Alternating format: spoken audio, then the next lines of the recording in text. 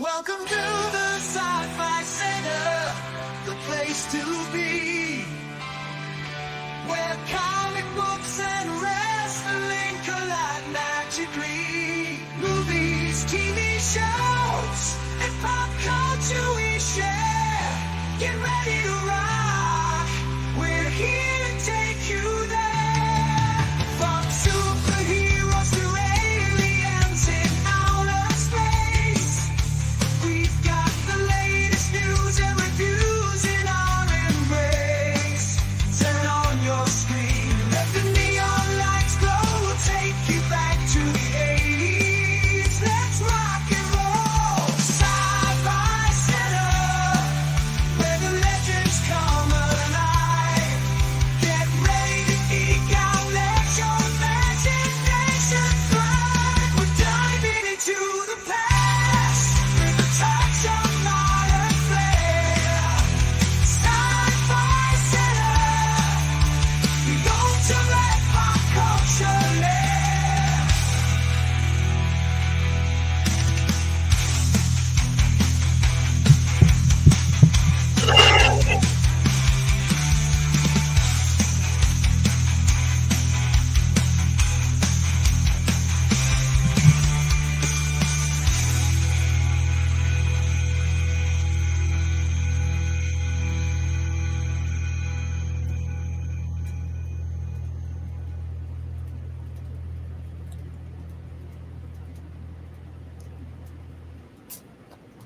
Welcome to Late Night Center, Wednesday, 9/24/24.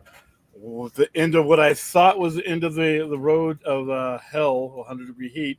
We're still on it this weekend, so been busy shuffling my plans up this weekend because, like I said, I've been planning for an outdoor event. I don't think I'm going to – we got 103 and then a low of 78.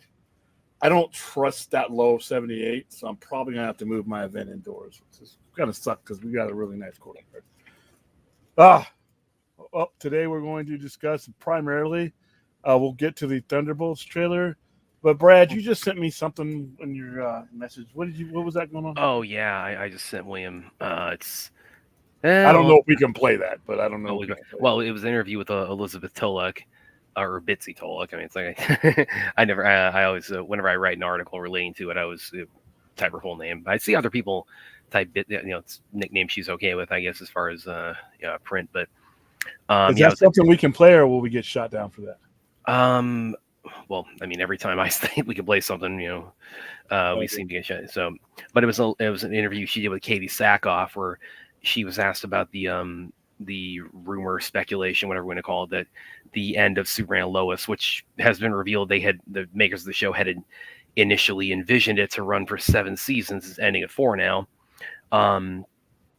They were discussing the rumor, speculation that it was because that it was Warner Brothers said we don't want competing Superman properties on the market. And Elizabeth Tolek, she her answer was, I don't know if it's verbatim, but she's very diplomatic, saying, hey, I respect Peter Safran and James Gunn, et cetera, et cetera. And she said, yeah, we had like a whole bunch of things happen with DC Studios forming and the CW getting sold to Nexstar, and there's the one other third thing happened with it. And there's also season 4 is a truncated budget wise and episode wise. So she said her answer was, I don't know, but we're going in trying to give people the best finale we can, and her tone, and I'm going to go ahead and put the was the sale of CW a big part of it?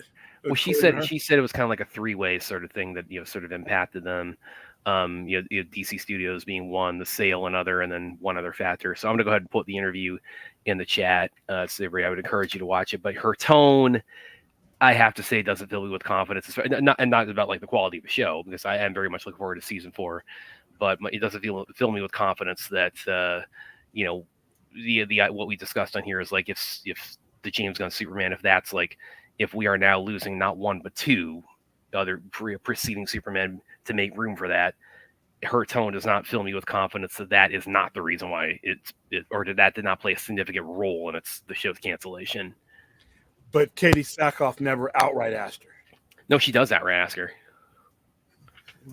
Did you just put this in? Yeah. Yeah, I literally saw it. Yeah, I mean, well, I mean, okay. So when she outside, did James Gunn's plans exclude yours? Did James Gunn plans force yours? The way she phrased it was like, I've heard the rumor floating around, and yeah, she's phrased like, yeah, it's the internet, so don't everything on the internet, take it with a grain of salt. But she asked her, it's like, is there any truth to that, as far as like that's the reason why your show is ending because his movie's coming? This is silly. First of all, if you've seen the show, it's like this show looks better than most superhero movies, I think. Fans don't determine the value of Superman. We don't produce anything, we don't fund anything, we don't take a risk on anything. All we do is sit on our asses at the far end of the process. So we're not going to be able to make that determination. That the whole TV devalues. That's just, I've heard people say that, and I've said this before on the show. I think that's stupid. A good story anywhere is a good story. You're not gonna. I mean, we're watching shit that's on TV that doesn't devalue anything anywhere. People will go with your format, and you also have to understand that what value the people you're saying that it devalues it. If you're talking about the customer's not giving a shit about the cinema right now. There have been plenty of good movies right now that are not making anything. We just talked about.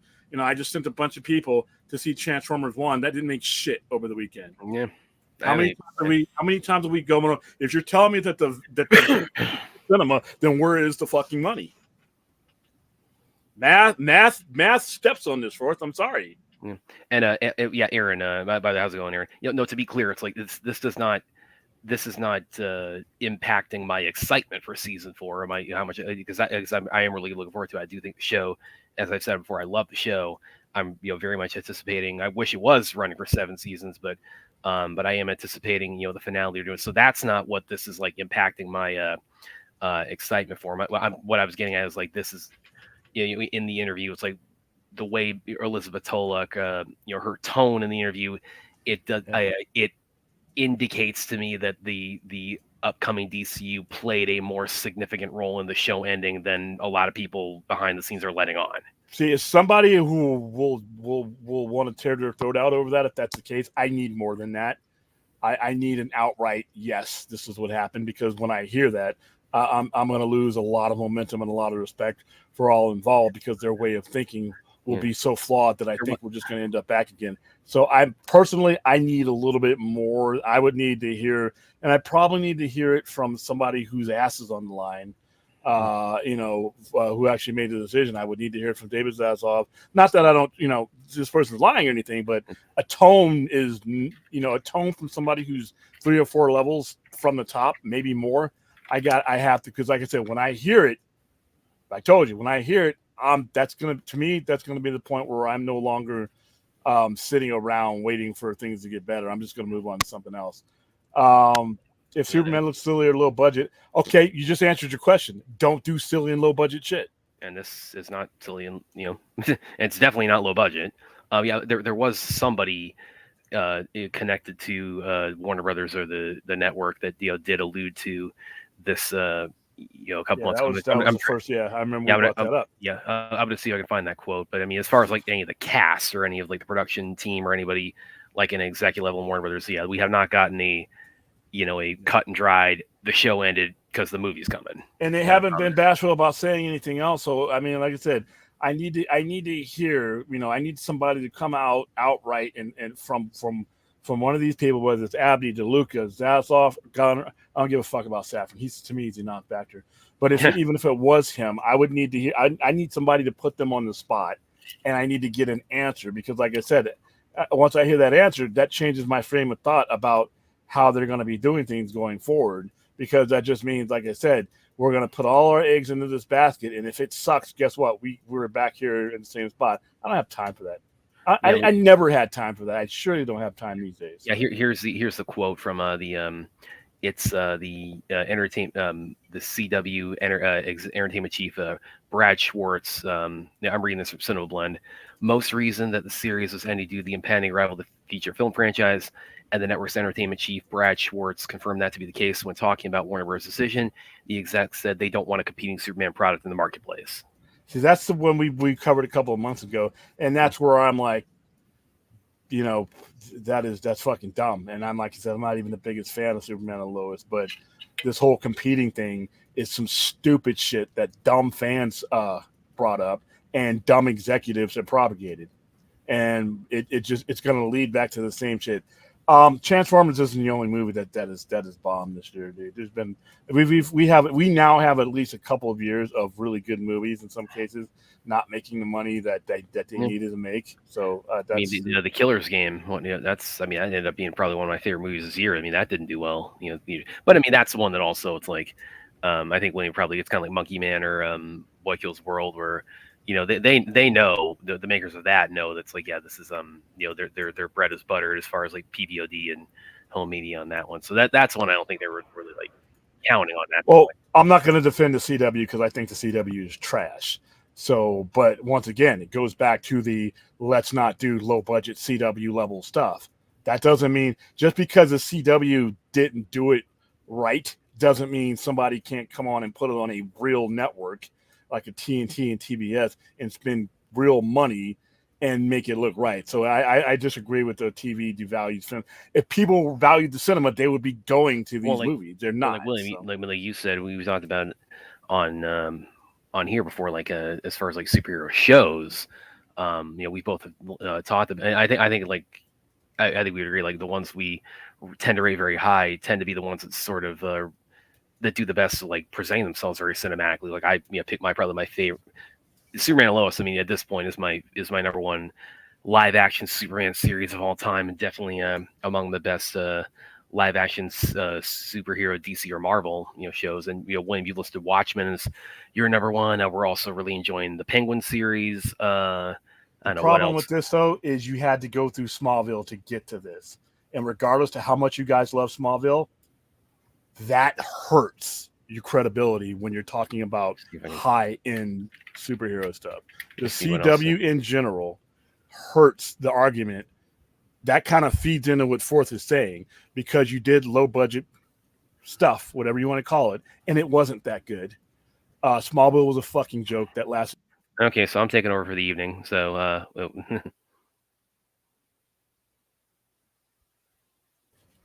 yeah, seriously, because I'm really this is not a joke.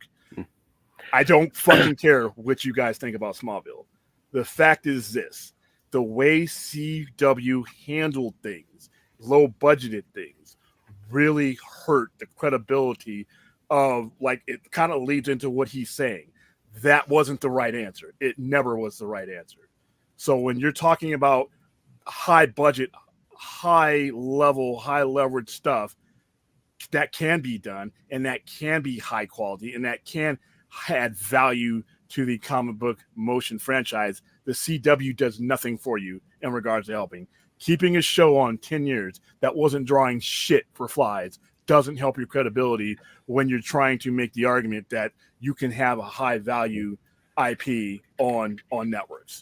CW does nothing for our case. All right. Yeah, Superman and Lois kind of gets into that neighborhood, but we had Legends. We just had too much mediocre stuff that should have never even happened. And that hurts. Smallville hurts the credibility of good Superman shows. So if you're enjoying Superman and Lois right now, which is a far superior show than anybody, I mean, it's laughable the difference between Smallville and Superman and Lois. Your case for more is hurt by Smallville. Your case for more is hurt by Legends of Tomorrow and all this other nonsense that they put on, because people look at that and then they throw that back in your face. You want better Superman shows the last 5, 6, 7 years? You get kicked right in the nuts because somebody's going to point to Smallville. And yeah, it has its following, but look at the numbers. Look at the math for the CW network, especially their superhero shows. You can fight and defend it all you want. If you can count, if you got out of first grade, you can look at numbers and they can tell you the same thing. Sorry it's that way. I would have pulled the cord on the CW in 2008 once it was clear that it wasn't going to make any money and it was clear that no one was watching that network for their superhero shows. I would have pulled the plug on that and started something somewhere else on a network someone is watching. You owned other networks. Why did you keep it on a network no one was Well, watching? so now as far as Superman and Lois, actually, I was listing off like other because again we're listing off like some of our favorites as far as like because again I agree the idea that you can't do these things on TV with like especially these days It's called money uh laundering, Lindell. It's called hiding your losses. the idea you can't do these things on TV and like at a a high enough budget for it to like look very cinematic. I mean, I think that is not borne out by like a lot of the a lot of the shows you've seen, in the last few years, like Superman and Lois, like Watchmen, like what we're seeing on the Penguin. I think also like even I was thinking I'm looking at a few others here, like Swamp Thing. I thought was really good. If That was they're hold on, if they're the smartest in the room, whenever they're ready to prove it, they yeah can make the they've first got step. they don't have like Yeah. if they're claiming the smartest in the room. Well, I mean you're gonna have to that's an uphill battle with the studio telling you the Smart smartest in people the don't room. lose. Smart people don't miscalculate $9 billion. Yeah, that's also true. Smart people don't take a movie like Joker and give the director all those problems and screw up the distribution to where they made half the money they should have made. Smart people don't greenlight Birds of Prey. Smart people don't screw up the order of their movies after they announce that basically the universe is going to nowhere. So if these are the smart guys in the room, I'm waiting. I've been waiting for them to make the first smart move. That's just opinion. Hey Ruth, I was gonna have good morning. We're at Tra chat. Yes, of course, Tra. What are we thinking of the new trailer for Sinners, a Vampire? I've seen this floating around. It's like I don't think I've watched it yet though, but definitely get I that look. haven't seen that one yet. I know it's out. And WBD always has TNT, TBS, and True TV to put. Yeah, well, I was always thinking they might like move to HBO Max with what was happening with CW. I thought because they've done that before. I mean, and not specifically with like DC shows, but I mean, they had Warrior on the Bruce Lee show that I was really into on Cinemax first two seasons. Then they Yeah, ended original programming, and then they moved that over to HBO Max. I'm surprised Warrior even got a first season because the views. I watched a little bit of that show, but it wasn't a show that you could sell to anybody, and that show wasn't cheap either. Well, what's a period show? So I mean, Yeah, you're spending a lot of money on it. So once again, it may appeal to some people, but when you're running a business, you can't greenlight everything. Well, so but I mean, what would you now like if this were to like become official? Like if we got the news from like somebody whose word is unimpeachable that yes, the reason why Superman and Lois or a major reason why Superman and Lois has ended is because they're saying we can't have this existing at the same time as James Gunn's Superman. Well, like, what do you think? Like the general response would be, and what would your response be? The general response would be apathy again. They won't. I don't think anybody will raise up and start getting torches. I just think people will continue just not to care. Anybody else is going to be like, well, okay, so if I roll the dice and I don't like your Superman, I know there's nothing else coming for the 6 or 7 years, so I'm out. Just like me, I'm like I don't have another. If I see Superman and this Superman movie and I don't like the tone or it just doesn't work for me, then I'm out of your Superman movies until a new one comes in. So you basically, I put my money back in my pocket. And they also put themselves in the corner to where if all the things in one basket doesn't work, we're back to plan A again. And what's our third, fourth plan A in the last 15 years? That gets exhausting, even on the macro level of people who are not on YouTube and are not hardcore people. So it's a risk. It's a risk. But CW being trash is their brand, and they have a Superman show. Then they have no. The CW overall to me was a trash network that unfortunately put out a good show or a decent level show too late. Once again, you can't compare what Superman and Lois is to the mess that Smallville is.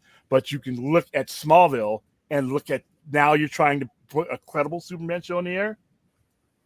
After all these years of putting out that nonsense, now you want to put out a credible.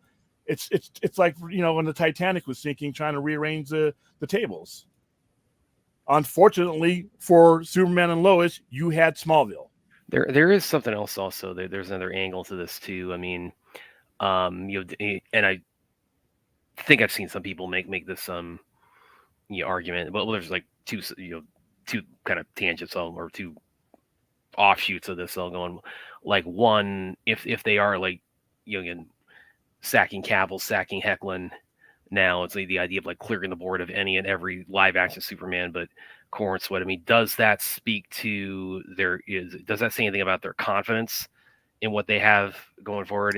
No, it just, to me, it just think that it's not their stuff.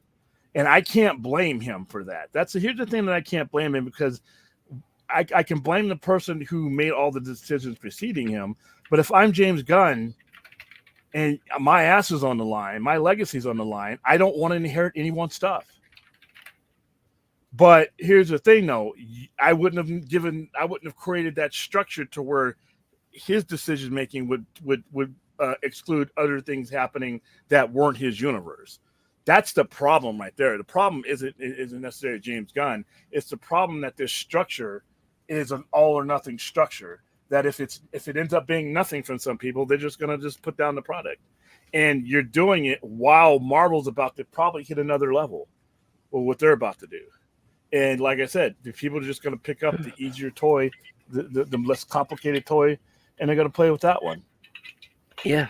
Aaron's, I think he's replying to Antonio. Well, let me see what Antonio said. Now it's on Netflix. Remember, the new season will be on Netflix. Don't even get me started.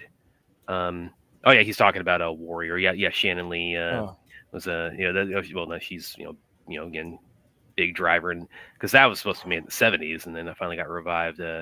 Now it's something she told me when I interviewed her. And then Aaron says people watch TBS and TNT for AEW, and that's why you moved Superman and Lois over to one of those channels to make more people watch those channels. Yeah, I mean it's not unheard of for shows to hop networks when like a network says we're done with the show, but another network says we'll pick it up and we'll pick up the football and and carry it across the end zone. I mean that happened with Supergirl. To mention another CW show, that was on I think ABC initially, or CBS for a CBS. little bit, and then it didn't draw, so they put it on a network where not drawing doesn't hurt.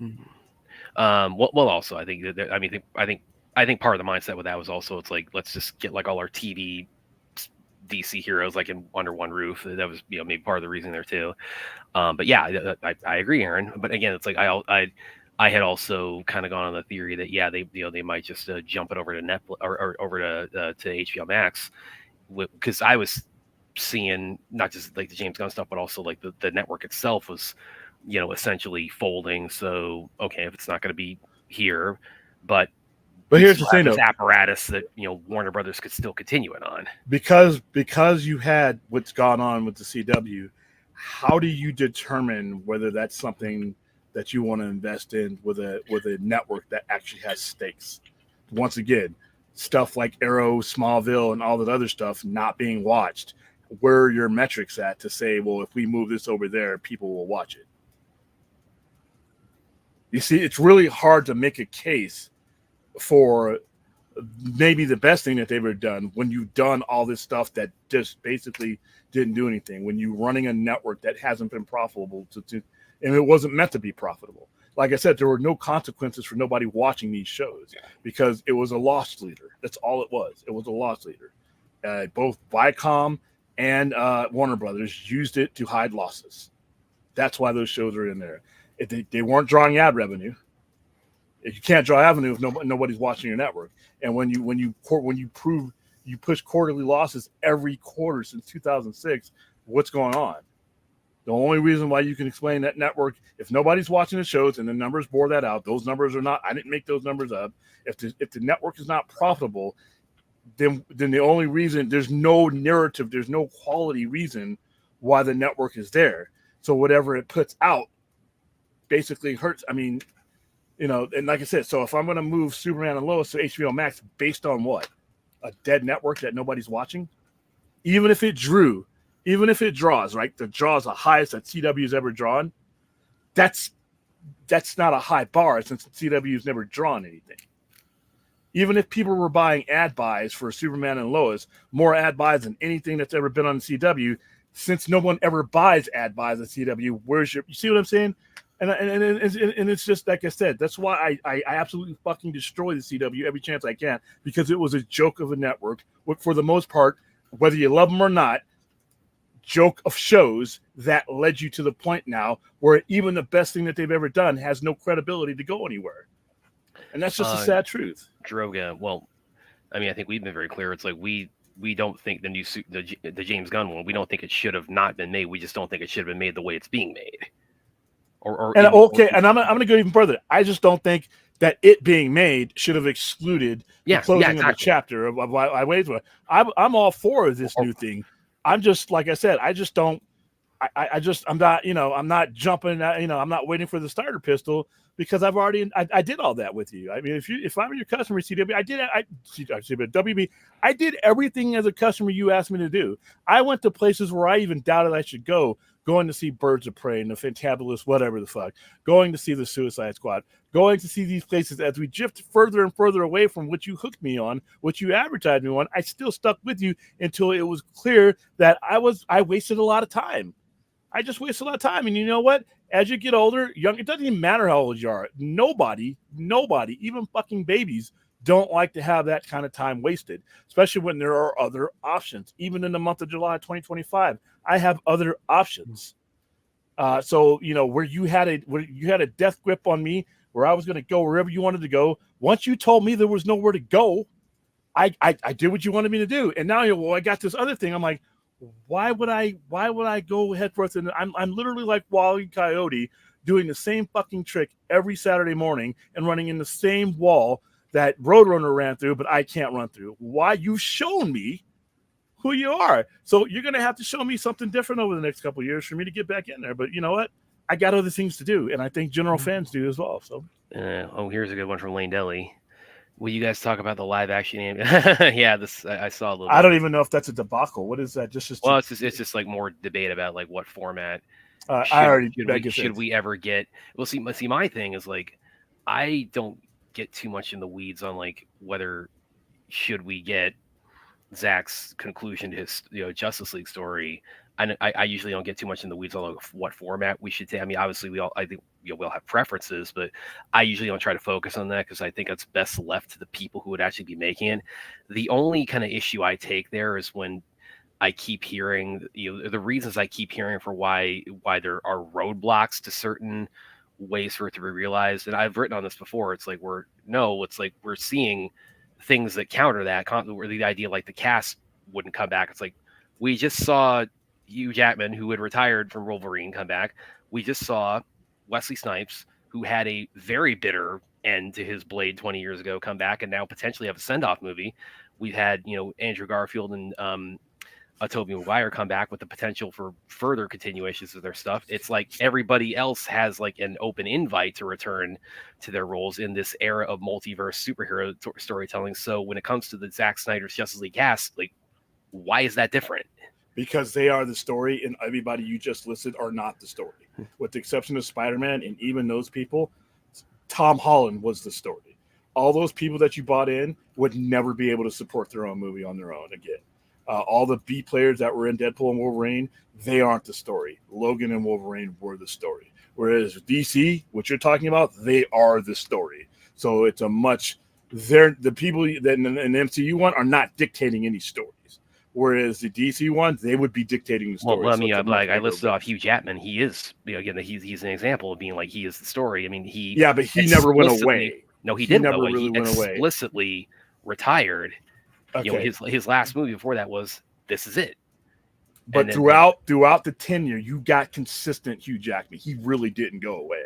Whereas the things that you're talking about, they've gone away and they've gone in a different direction. And that is their story. The problem here is, once again, the live action case right now for me is a non-starter because there's no data right now to dictate that it would do anything. The animation thing is even less of a starter for me. You're still asking somebody to spend money on something that really, at this point, as we sit here on September 25th, 2024, no longer has a basis for that risk, other than we want it. That's why I say there's only one format. Where is? But I mean, we don't have the data because they won't give us the data, though. Doesn't matter. Not having the data is not having the data. No matter why you don't have it is not relevant. You don't have it. What you would need to have is, once again, we would need to get this in the format where the data is undisputed, and then we can start a whole new conversation. Right now, they're never going to give us that data, and it doesn't matter. Nobody's going to give a fuck that why we don't have the data. We don't have it, so we need to start the conversation over at a baseline that grows from there, because we're trying to connect these dots from 2017 and Zack Snyder's Justice League and a hashtag here and a hashtag here, and we look like fools. All right. I am with you guys, but we look like that guy, that conspiracy guy with all that shit in the yarn and the string. We look like the guy who I dismiss him as soon as I see him coming. So the conversation needs to start over again, where it started to begin with, in a comic book. Well, I mean, that is measurable. But again, let's also be clear. William would financially benefit from this. That's fine. We can put that disclaimer, but it makes the most sense, because it gives you the real estate to tell a story, the unabbreviated story that you want to tell, and it allows people to adapt what they need from it. B, it's cost effective. You're not going into somebody's office and on your hopes and dreams and wishes and saying, "Will you place this for me? Look at my hashtag." This is why also it's like, in fact, because you talked about a while ago when they did the Steelbook release of the movie from Walmart, and you talked about, it's like, yeah, they're not going to do Steelbooks for something they're not making any kind of like tangible or substantial earnings from. So I'd really be curious. Those are some numbers I really want to see, is like how that did. Well, see, here's the thing. We would have needed to see those numbers right then and there, because now we're in a different climate. A Steelbook that I sold a year and a half ago doesn't give me the relevant data that I need now, because the landscape changes every day. When it comes to physical media, digital media, everything else, trends, all kinds of things that you would need to know. What you need to do, if we're going to start this conversation, wherever you're going to start with, that data needs to be tracked from the moment you do it by relevant people that are looking to make a decision. All right, they are doing this to determine if this thing has a grip. So when I put out a whatever ZSGL comic book miniseries, maxi series, which I would do it with it, I'm also doing it with the explicit purpose to see if this version of the brand has traction. And if it does, like we went over the metrics over the weekend, if we were talking about Absolute DC, it breaching 250,000 pre-orders, which is massive. So if you were to get those kind of numbers for that, now you have a conversation. Everybody's looking at those numbers on all kinds of formats, because everybody's looking for that next IP that they can make money with or license out. Well, okay, but then here's the question, though. Why haven't they done that yet, though? I mean, this idea of, like, if that is because they don't want to. Unfortunately, that's what it comes down to. They don't see even the importance in that. But even if you were going to do something, that is where it would need to start. Right now, you're so far away. In my opinion, we've done a lot of damage with how and I've said this before on the show, we've done a lot of damage in how we've conducted ourselves in trying to bring this to the people who need to hear it. Every time we get it, the only people that are getting are the loud people. Hashtag this, hashtag that, and then no executive wants to be. If a good-minded executive were to come into the conversation we've had over the last couple of years, he wouldn't even come in. If he had good hearing, he would hear the kind of conversation we were having. He'd turn the fuck around and go, and I wouldn't blame him. We have never, ever had a business conversation to get this going. We've never made the case. And like I said, make the cheapest, easiest, lightweight case that you can and see where it goes. And then use those, because those numbers that I just gave you for Absolute Batman, anybody can get those numbers. You can't hide those numbers. You cannot hide distribution numbers when it comes to those. You cannot have them. Too many publicly traded companies are a part of those. Too many places that have investors are part of those numbers. And the justification going forward, people get paid off of those numbers. So those numbers, you can get those numbers. If Absolute DC prints 200,000 copies for October, and then you can get those numbers easily. You can get those numbers before the book is even released. So now we have data that is reinforced by several different people. We're not just waiting for Ann Sarnoff to hatch an egg with some false numbers. We actually have numbers for everywhere. But like I said, we're just as a community, and I have a lot of friends in this community, we are just not capable of having that type of conversation. The fact that we're even trying to start the conversation at motion picture and animation tells me that we're not capable of having a conversation about making a strong case about anything. Because right off the bat, you're asking people to risk shit, further down the line. Each day we get further and further away from the gravity, the strongest gravity we've ever had with this thing. So the fact when I hear animation, when I hear, well, we got to do this Justice League 10, 20, and 30, even if you had an exec that was going to give you the time of day, he's going to throw you out of his office. You have to start with the most logical, the most cost-effective one that can get you the quantifiable results. And the paper and the staples do that. And they do it quickly, too. And not only do they do it on a monthly basis. If you did a maxi series, you got 12 shots to throw big numbers in front of somebody that you're asking for something from. You are not going to get that in any other form. Well, and there's the other. I mean, I think that's another. And yeah, Brad's point was that the basis on which people are drawing their conclusions about the situations are not actually a certainty, but that's a big part of it. And also, like another a big thing too. I think that's also a big motivator for like why. And we also kind of talked about this too when there was speculation that we were about to get a theater run for the movies, like because that's also data. Even if it was like a Fathom Events, like you still can extrapolate that and say, okay, like proportionally, what does this mean? And so I think that's another big thing. And if that would have happened, that would have been great. But I just, we're like I said, I just think we're at a point. 200K for these days, it's fucking phenomenal. It's great. Wait, especially on our Are you talking about $200,000 or 200,000 copies? 200,000 units. Not 2,000. Okay. Let me clarify. I'm sorry. 200,000 units. So that's and a comic these days will go for about $4, like one issue. So that'd be what, about a little over $1 million, something like that. And that's just for the first couple of issues, first issues, because the way we pre-order. That's data. That what ends up telling you as you turn around, then you get back with us and we start seeing our data and how much, what percentage of it sells. Most of these ones that are doing like that are ended up selling out.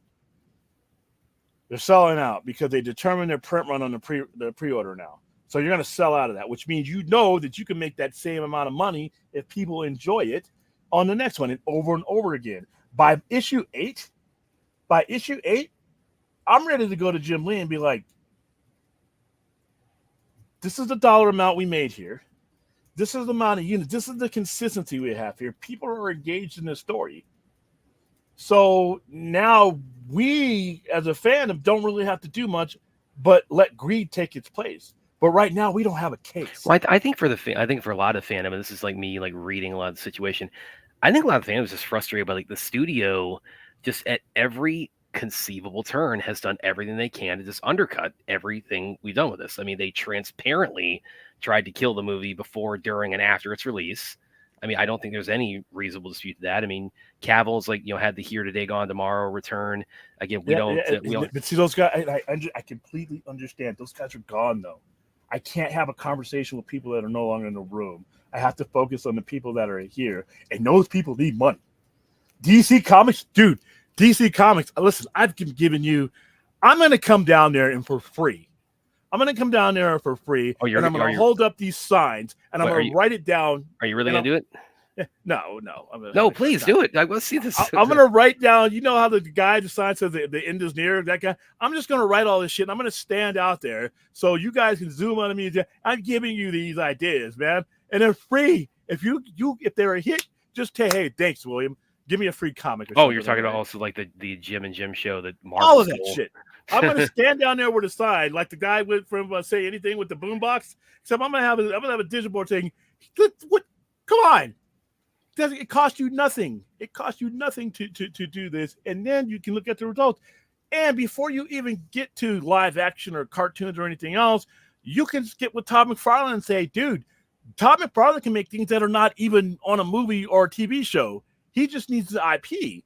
So you're talking about measurable money here, but you know what? That's on them. James D. Michelle. I don't think I've had you on here before because I think I might have seen once or twice. of mispronouncing your name as I just did.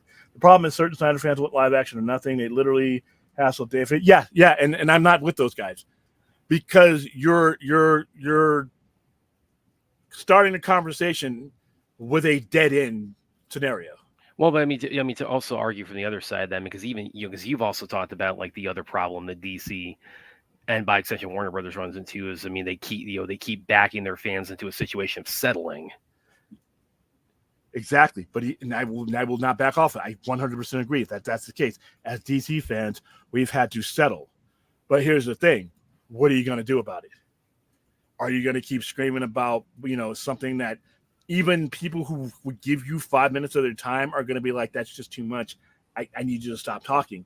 Or are we going to push for something that could probably get the most traction? Now, even at that point, we're not in the room, we're not, Jim Lee. I am thousands of degrees away from Jim Lee. But once again, the unfortunate part about this is that they end up having to learn by some of these things not doing so well. They end up having to learn, like they're slowly learning right now. 10 years ago, the Batman wouldn't be happening.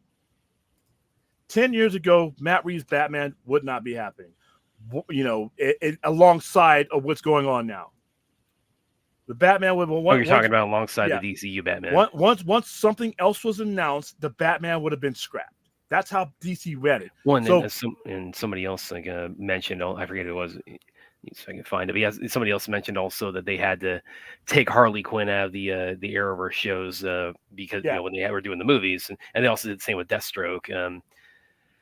So now it's like, and see, the other thing about this too is like, when AT&T was the merged company with Warner Bros., like they didn't. It's pretty clear they didn't have that mindset. They had I was thinking about dropping it on that. It was like just between the watch party and the sorry, I just need a break from streaming that day. AT&T didn't have that mindset. You could sense that they were very much about the idea like, let's just squeeze as much juice out of this lemon as we can. And so, that's kind of where we go back to. It's like, we're waiting on the new owners now with this company with like stock in the toilet, and that's like their foundation is made out of Swiss cheese. And even now with the Batman, though, they didn't. If it was up to them, we wouldn't have got it. But they inherited it. Now they're seeing this environment. The Penguin doing very strong numbers last Thursday night, up against all kinds of other stuff. Penguin, it's going to even do even better numbers on Sunday. The Batman did well enough for them. In the second one, at what they spent on it, the second one it can do even better.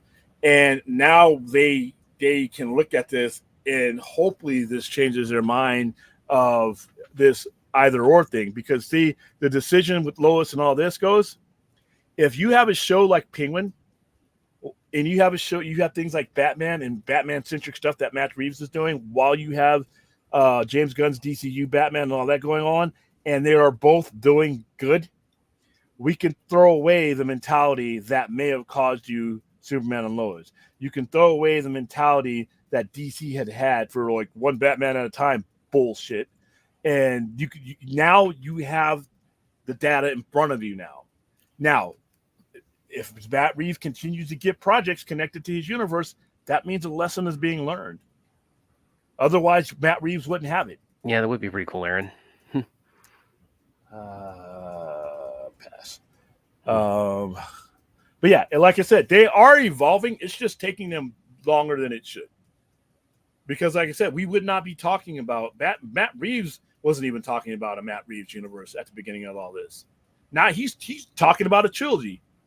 2 years ago, he wasn't talking about that. Now he's talking about a trilogy, and he's talking about spinoff shows. The studio is why I won't pay. Yeah, and kind of like the flip side of Williams' point, it's like if I'm an executive, I don't know, give these fans time of day. Well, if I'm a fan, it's like, after these last 7 years, it's like I can't fault anybody for 1 second for just being fed up with the studio. I can't either, because I'm kind of gun shy, but at the same time, that is a futile frame of mind. If you want to go for it, you're more than entitled to have that opinion, and that I can understand that opinion. There's two things though. It's the opinion you can be okay with having, and if you want to go forward, you have to make a decision. Are you willing to go forward? Are you going to hang on to the last 7 years? And that's the thing. That's the point where fans got to get to. And this whole absolute motion picture or animation or nothing, There's probably going to be nothing then, because right now I wouldn't give you the money to do it if I had a couple billion, because I'll only be doing it out of just being a fan. That's not good business. You would have to show me the data that shows me that what I'm going to spend is not going to put me out of business or not going to hurt me or hurt my credibility. I think that case can be made, by the way, but you have to make it. You can't. But again, they won't give us the opportunity to do that, though. They keep, every time we try to do that, they keep just undercutting it. Once again, that you, as a fan, you got to make a decision on what you want to do. You have to make a decision on what you're going to do. I think there will be opportunities to make a statement. Right now, we're making a statement by going out and seeing things that are not DCU, that are DC. That's making a statement right there that these things can work. The first thing you have to do is you have to prove to somebody that what they're doing isn't the right way. So that one so-and-so at a time bullshit, it was a stupid idea from begin with. We are showing them that is not necessary. That is leaving money on the table. Because, okay, so I'm not going to do a Batman 3 or 2 or 3 because I'm working on Batman Brave and the Bold. Are you out of your fucking mind? A company that's hemorrhaging money is just going to leave that? So that right there is where we start. We start there. And then when presented, there will be opportunities that present themselves. You just attack them. But you got to make sure you're ready for the conversation, though. And we ain't. We aren't. Sorry. We just aren't. Because the first thing I can hear it now, make the Batfleck movie, Justice League 10, 20, 50, live action or nothing. And I'm like, as somebody who's been a card-carrying member of this community for quite a while, I don't want to hear you anymore. If that's what you're going to come into the conversation with. Be ready. When these opportunities happen, fucking support the hell out of Absolute DC. Because that is one of the main things that has been a constant thread throughout DC, Warner Brothers, any format. Instead of alongside. Some egomaniac asshole has always gone to the editor-in-chief with, boss, look at this big thing. I can change the world with it. And let me drag everybody else who has nothing to do with the story with me. And they've gone and said, yes, that mentality needs to die. It needs to die cinematically, and it needs to die on paper. It needs to die on every format that DC and Warner Brothers have. And what Scott Snyder is doing, that's why you guys keep hearing me bring it up. It is critical that he succeeds. It is critical that people support that, because you are telling it from, hold on. You're saying from the base level that we can tell this story here, we can tell this story here, and we don't have to shit on each other to get it done. Well, it sounds like, because you were talking about like how well it's done, like pre-sale wise, so it sounds like it's already kind of well on its way to succeeding. There you go. And guess what? In fact, are you at liberty to share any pre-sale numbers? No, I don't have pre-sale numbers. I Okay. won't. That's the numbers I gave you, because we won't get it until October 4th. Okay. And I don't. As far as like those kind of sell numbers, I'll just have people come in and get it. Well, I don't have a pull list. I don't have a pull list at my store because it's majority tourists. So I'd have to ask guys that do that, but the saturation rate is going to be pretty much 90%. Yeah, that's what I'm asking. Like, would you be allowed to share like sales figures, on the show? Yeah, I can, because I would be the one that would determine that. Okay. I would tell you if I sold out.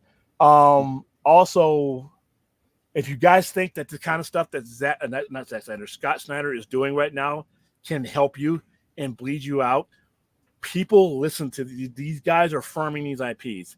I'm going to give you an example of how close some of these guys have their ear to this. Jeff Johns got an opportunity. Now, he fucked up. He messed up. It delicately. But somebody was listening. When he did all that nonsense, somebody was listening. Now, and the sales were not there to prompt that. The sales are going to be here for Absolute DC.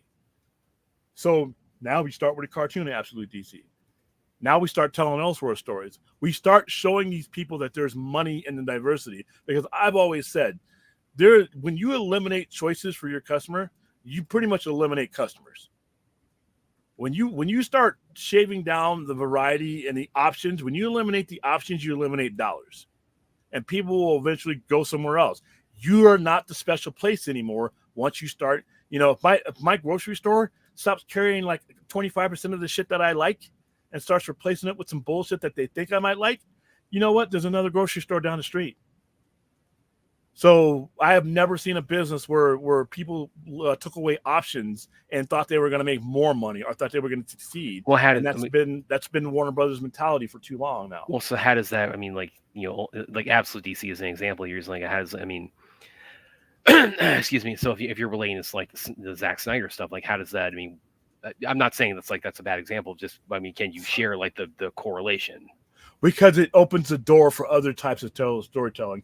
It refutes that overlapping and competing stupid shit nonsense mentality. It defeats that. It basically says that you can tell these stories and that your customers aren't stupid. They are buying it. They are going to see the Batman. They are watching the Penguin. They are going to watch anything that springs out of Matt Reeves' universe. And guess what? If your movie is good, when Babe and the Bold and all these come out, they're going to go see that too.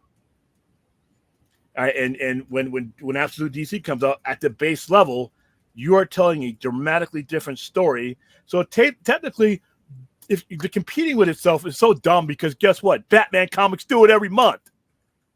So we need to go back to that mentality. If Absolute Batman is doing well in the mainline, and they use that to augment the mainline Batman storyline, that at the base level, that just shows you A, how stupid that mentality was to begin with, and B, it gives you quantifiable evidence to opens the door. So now the conversation, any conversation that you had is a lot easier now when I got Absolute DC selling, when I got the mainline title selling, when I got the Batman doing well, when I got the Penguin doing well, and if Superman does well. If these things are doing well, then this whole competing with yourself nonsense goes by the wayside. Now we get greedy, which Warner Brothers needs to start doing. Listen, there's nothing wrong with greed. They do not. The one thing about Warner Brothers is they do not utilize their IPs and their assets anywhere near what Marvel does. It's like they're a dog. They're somebody who takes a bite out of a big drumstick and just throws the rest to the dog. There's so much left on the bone when it comes to DC, but they won't do it. They don't have the mentality. They need to get greedy. Are you going to not make money with Matt Reeves' Batman because James Gunn is doing something over here? That's insane. That's insane. If you have a market for it, continue the market until the market dries up. So Absolute DC is critically important because this is the first time in a long time that they've created something like this without having to destroy something. This has been the history of DC, sadly, for 36 years, going on 37, 38 years with Crisis of Infinite Earth. We couldn't have all those Earth that built DC existing. We had to tell, the prodigy of the day had to tell our story, and our story has to take precedent. So for us to get the spotlight, we got to destroy everything so everybody can look at me. It's the same thing Jeff Johns did, and they let him. And they were going to let him again until somebody said, no, you are taking away the diversity and you are taking away the variety and the options that have built our company. Stop. Because he was going to do that shit with Doomsday Clock. Dr. Manhattan, if you read Doomsday Clock and you read just how some of the verbiage that Dr. Manhattan was using, that motherfucker was about to flip the switch on the DC universe again, and they said no this time. So, like I said, what has John's done? Since he's works for Image now. He does. Yeah, because he was at Comic-Con last week. Oh, he was. Oh man, yeah. It's like I'm wondering like what the. Yeah, talk about how the mighty have fallen. Well, dude, he's making six figures. He ain't fallen. I mean, he's not. He's fallen from a spot he should have never had, which is being in films. But that's he landed on his feet. What are your thoughts about how they should tackle DC Batman? Should they still make it dark while incorporating Fantastic episodes? Well, no, I think they should be two drastically different things. I think this one, because it's going to interact with other superheroes, should lend itself to be the fantastical, and that Reeves should be left alone to be the what it is. So this is what I mean. Options. All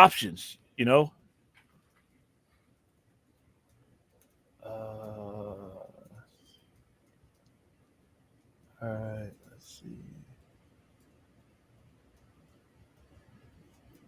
Well, I mean, we kind of gone on this topic for a while. Do we want to go ahead and play the Thunderbolts trailer now? Yeah, let's go ahead and do that and get kicked off. I'm probably going to get kicked off, but that's okay. Well, it's not going to be my fault then. And hold on. Let me go here.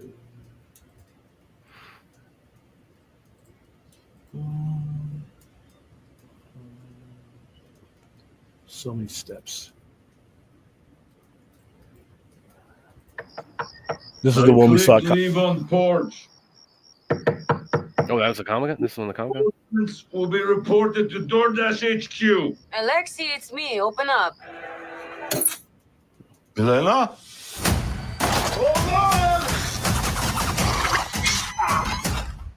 Elena! Hi, Dad. Sorry about the wait. It was on an important call. Highly classified. Lot of work. Many irons in fire. You feel fulfilled? Oh, yeah. Yeah, so full. Oh, So this music's gonna get us But why do you ask? kicked off. What brings Music from the end of Fight Club.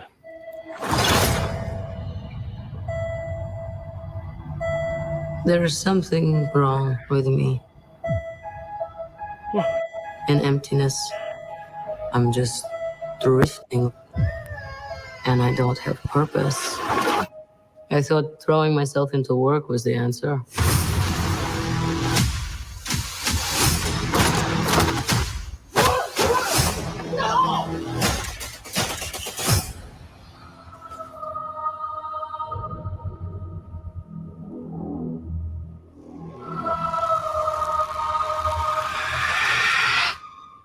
When your feet are on the air, your head on the ground.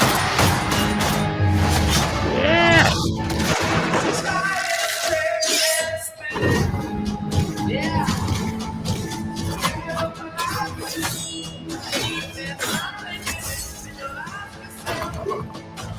Oh, no. Who are you? I'm Bob. Who sent you, Bob? Nobody. you were all sent?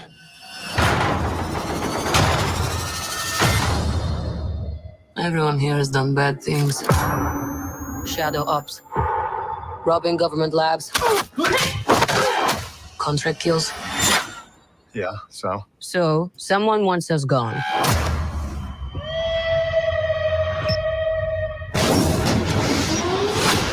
What the hell? We're brought up with this belief that there are good guys and there are bad guys. What's the plan? This could get messy.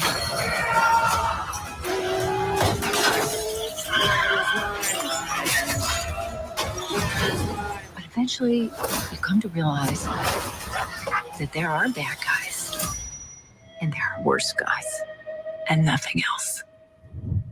Look at you. So adorable.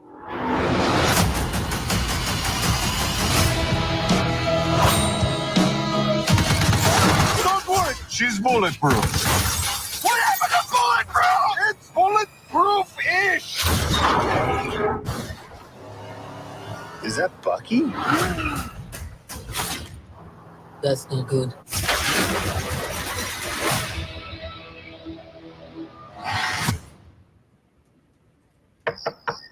I clicked. All right.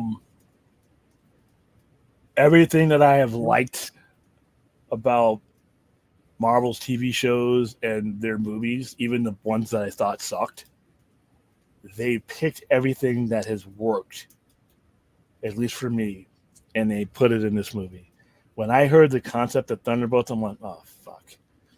But when you see it in motion, that we saw this at Comic-Con. That's the trailer that they showed, and then they bought the cast out. This looks amazing. You know, this is how you tell a story, and they built up to those guys. Now, everybody in there, you had a chance to see them. And it's all characters that I like. I love the U.S. agent, and I love Wyatt Russell's portrayal of the U.S. agent was on as somebody who read his first appearances and read him as Captain America after Captain America 336, after Steve Rogers retired because the whole conspiracy thing, and watched him evolve, and then after he wasn't Captain America more. Watched him evolve. They have handled his evolution, and that Falcon and Winter Soldier, that they played him perfectly. It's a compressed version of him, but it's perfect.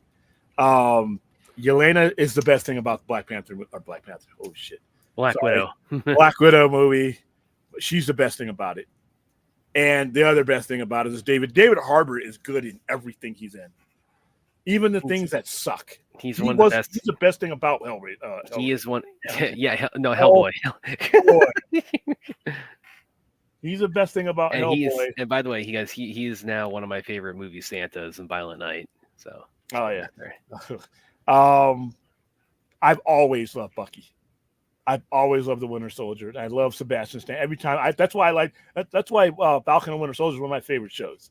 His entire evolution coming from where he was, even in the comics, when they first brought Bucky back, I'm like, okay, so no one really dies forever except for Captain Marvel, and then they made it work. And when he became Captain America and Black Widow was his sidekick to help him out, he carried a gun and would kneecap people. I love those stories. Those are Brewbreaker stories too. They took the what's her face from Ant-Man and Wasp, Ghost. They took her. I didn't think I was ever going to see her character again. So and then the Lava Tange. I love her. She's perfect. I liked her. I want them to do Armor Wars because I know she's going to be part of it. And it has the intrigue about it. Everything when I was hearing them talk about it after they played that trailer in San Diego, I was really excited about it, and I wasn't before. They've made me excited about this thing, and this is also something that's coming out in 2025. So, like I said, this is where your credibility helps you, because a lot of these movies that a lot of these people are in, people kind of like cast them aside. Oh, I didn't like so and so. That movie wasn't good. Marvel's in a slump right now, and you're seeing their slump collectively make which is probably going to be a pretty good movie. I don't know how much money it's going to make. I don't know how much they're going to spend on it. But you can tell that even if it doesn't make a lot of money, Marvel's mentality about we're going to tell our story. And if we tell a good enough story and we honor our continuity until we are doing our multiverse thing, even that's going to take credibility of continuity, then people are going to show up eventually. And even the movies that didn't do so well, people are going to go back to certain movies because they're going to like some of these characters, and you didn't watch Falcon and Winter Soldier, but you like Wyatt Russell as a U.S. agent. Guess what? There's 6 episodes you can watch of him. You skipped Black Widow because she was fucking dead before the movie came out. Guess what? Yelena, the character, go back. See what I mean? And when they're putting this together, for the most part, they have their plan and they stick with it. They don't go ripping out, getting their panties in a bunch when something, oh my God, this didn't do well this way. For the most part, yeah, they make some adjustments in here and there. Everybody has to. They have faith in their storytelling. I hope James Gunn gets to that point. I hope DC in general gets to that point in their own way. But I love this trailer. This trailer was fucking. It got a huge ass response when. But that was the same trailer that played at Comic-Con? Yeah. Okay, yeah, because I've been very lukewarm on the Thunderbolts in general. I will say this, like this trailer, I don't know if it got me like to Brave New World, like Captain America Red New World levels of anticipation, but I mean it's a little bit more on my radar now. So because yeah, like most of the like Black Widow, I was just absolutely, I was just here. It was very. I mean, it's far better than Captain Marvel. Don't get me wrong, but but it just kind of was just forgettable for me. Otherwise, I don't know what other characters like crossover was. That trailer was not trash. I might show Sinners, but I'm not.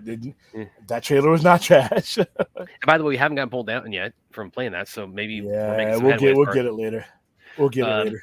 But I'm not. I'm fine. Listen, we're not getting. We say too much tawdry shit on this show to get more than 14 cents of you anyway. So that, but damn, what was that? I was in the middle of trying. Yeah, so I wasn't. Okay, you go ahead. Like as far as like the other characters are crossing over with. I mean, yeah.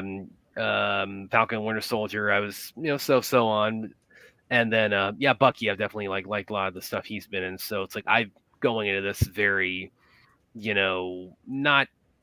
It's not like the crossover I've been waiting to see, for years and years and years of this franchise.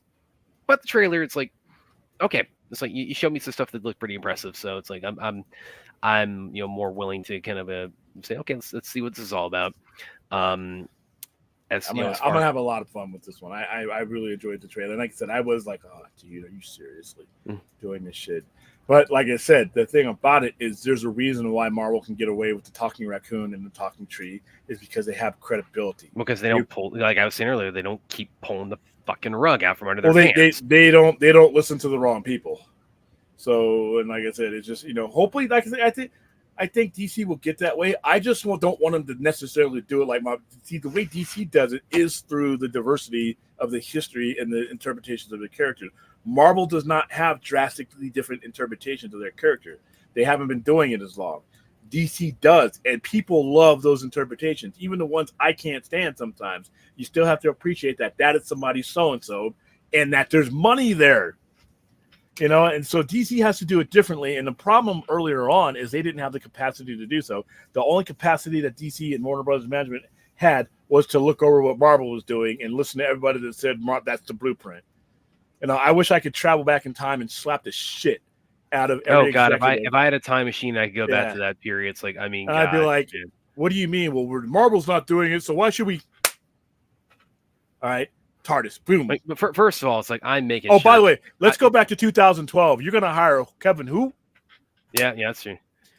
Yeah, I am preventing the. I'm going to be the guy in the office saying, no, we are not hiring Jeff Johns. We are not hiring Joss Whedon. These guys. Oh well, I'm going to be the guy. You can hire him. We're not hiring Walter Hamada. He stays as an advisor. He is not in the production. Jeff Johns. We're not going to. We're not going to hire movie side. No. No. You need an advisor. I wouldn't. No, I don't mind too an much for him now. Nah, no, I wouldn't mind him as an advisor as long as there's a boss. Walter Hamada, you're doing well over at New Line. You're not qualified to do this right now. You're not what we need. But here's the thing, though. I would slap them all at the same time and be like, do you guys even know what you need? If you guys understand what you're going for, what you need, and you're willing to understand where you're at. See, that's the biggest problem with DC back in 2013 is they didn't understand where they were at. They were using Marvel as the barometer, their compass of where they should be. And they were listening to boneheaded pundits that were putting that kind of pressure on them, and they cracked under their pressure. So I would be like, here's a list of guys that just don't listen. I don't care what kind of fucking credibility it is. Trust me, 7, 8, 9 years from now, those people are going to run from you because you're going to look stupid, and they don't want to look stupid. And they're going to delete all their dumb videos that they said telling you what you should do. They're going to unpublic them or private them or whatever. So I'm going to jump in this time machine, and when I arrive back in 2024, I better have something better. But we know how that would handle. So, look at you. What? Oh, okay. What are you giving? Thumbs down. Brownie face shit looks like air or something. Is that a fart? That might be. Yeah. One post says team up these hours of duck. DLC. Yeah, I mean, I would be if it's like it wasn't like coming at the expense of the stuff I was previously into. I am. That's the best story one of the best Supergirl story that's ever been written.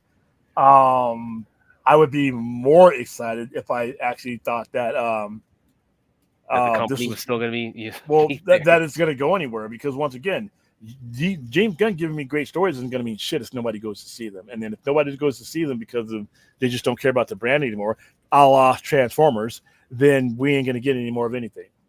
Now Transformers brand is exhausted simply because, and John Campbell brought this up yesterday, me and him are in the same age range as far as being Transformer fans. It's just not cool anymore. It's cool for me. It's cool for him. But to the general public who does not have that connection, it's just not cool anymore. And I hate to say that. As somebody who was you couldn't find, I would do anything my parents wanted to. When I didn't have my own job, this is before I started getting allowances, before I started working and all that, I would have done anything anybody did to get me a Transformer.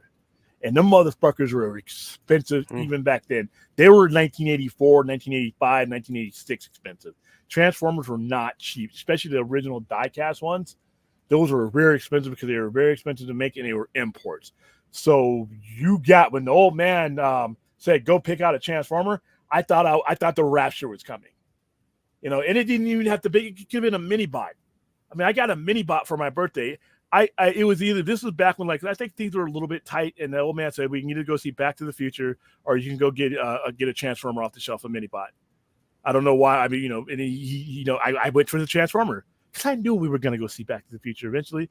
But that made my whole night. I remember the Transformer I got. So for a guy like me, Transformers, and it's I'm always going to come back, even if the last few movies have been shitty. General public, just not cool anymore, unfortunately. As far as finishing the Snyder arc, what if those who wanted that actually made an online pledge to pre-order tickets? If 200 million pre-orders does not get they weren't. Well, I mean, I think you would need to no, because you'd want it to be organic. If all we're doing is this a campaign, yeah, you get the money, but that's saying that us Miter Bros or whatever you're calling us, that's saying that they know where they have us at. What we need to show them is it's not just us. You could make this appeal to everybody. So you'd want people to purchase it organically so that they can go from there. Otherwise, we don't want to force anything. That's why I think the hashtags are just a non-starter anymore, because that's forced. That's not organic. Yeah, you can get somebody else to do a hashtag for you, but at the same time, you want the general public buying in. You want the general comic book audience buying in, and you want this to make the news. Instead of, Death of Superman manufacturing, customers that wouldn't be around for 6 months, let's manufacture something that is designed to keep customers around for years. That's a stronger base, in my opinion. What Champion gives the same excuse as Superman doesn't make money, he'll say Superman's not cool anymore. He may be right. He may be right. And I was thinking about this today because I was thinking about Transformers. Because I was thinking about what it means to me, but what it doesn't mean to anyone else. I thought about that when it comes to DC. And for whatever reason, because of how it's been mishandled, because of how the world's changed, you may have to do something special. I don't think you can do it personally without Batman. That's personally. I could be wrong. I think that Batman is an important part of cinematic storytelling when it comes to Superman, because it's a juxtaposition of who one or the other is, and it one highlights the other as far as the time you have on the screen. He doesn't have to be in every movie, obviously. But that's why I wasn't against a PBS, something like that. I think it's important that the two oldest superheroes in comics and their way of doing things is a part of each other's storytelling, because the way Batman is brings Superman to a higher level in BVS, and the way Clark Kent brings Batman to a different light in BVS. So I think, and in the comics, it's the same way. Kingdom Come is a prime example. Long before we had BVS. You had these guys they respected each other, but they did things differently, and they highlighted the way each other operated, but they respected each other because they had that common heroism about it. And when he says in Kingdom Come is when you take off the mask and the uniforms, Clark Kent and Bruce Wayne are just two people who don't want to see people die needlessly, but they do it in such different ways. So I think that you make Superman cool when you put him in an environment to where his aspects shine when there's some other way of doing things. That may happen in this Superman movie because there's different ways of things being done. I haven't seen it yet. I can't knock a movie I haven't seen yet, even though they add some characters that I never wanted to see anywhere, but that's a personal preference. How's it going, Vince? Have you seen Substance yet? No, we have not. I haven't. I don't think I'm going to see it in the theaters. I just don't have the time. Yeah, I keep bringing that up. It's like my personal theater attendance, like I said, this year has gone down by about a third.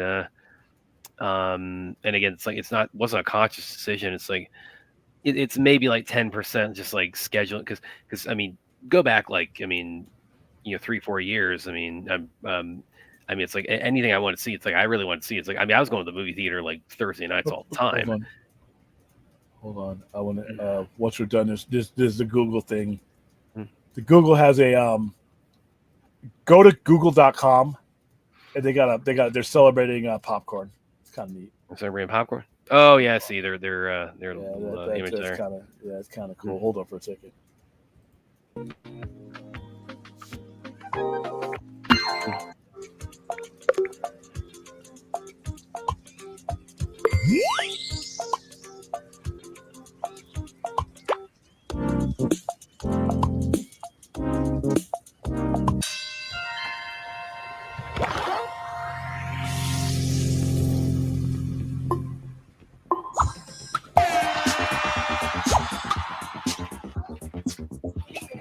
Okay, well, this looks too complicated for me.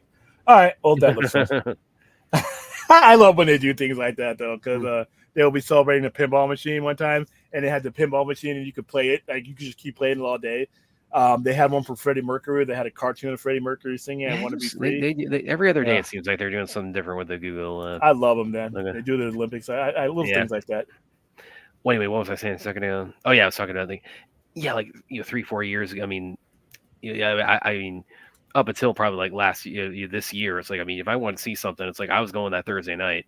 I mean, that was like movie night for me, and then of course, in my line of work, I I be in the theater a lot, and it's like through a comedy again. It's like these days, because I'm also now doing my assistant coaching in my martial arts school now. It's like, I mean, Thursday nights, it's like because I help coach, and then my classes, the classes I'm in as a student, are the last ones of the day.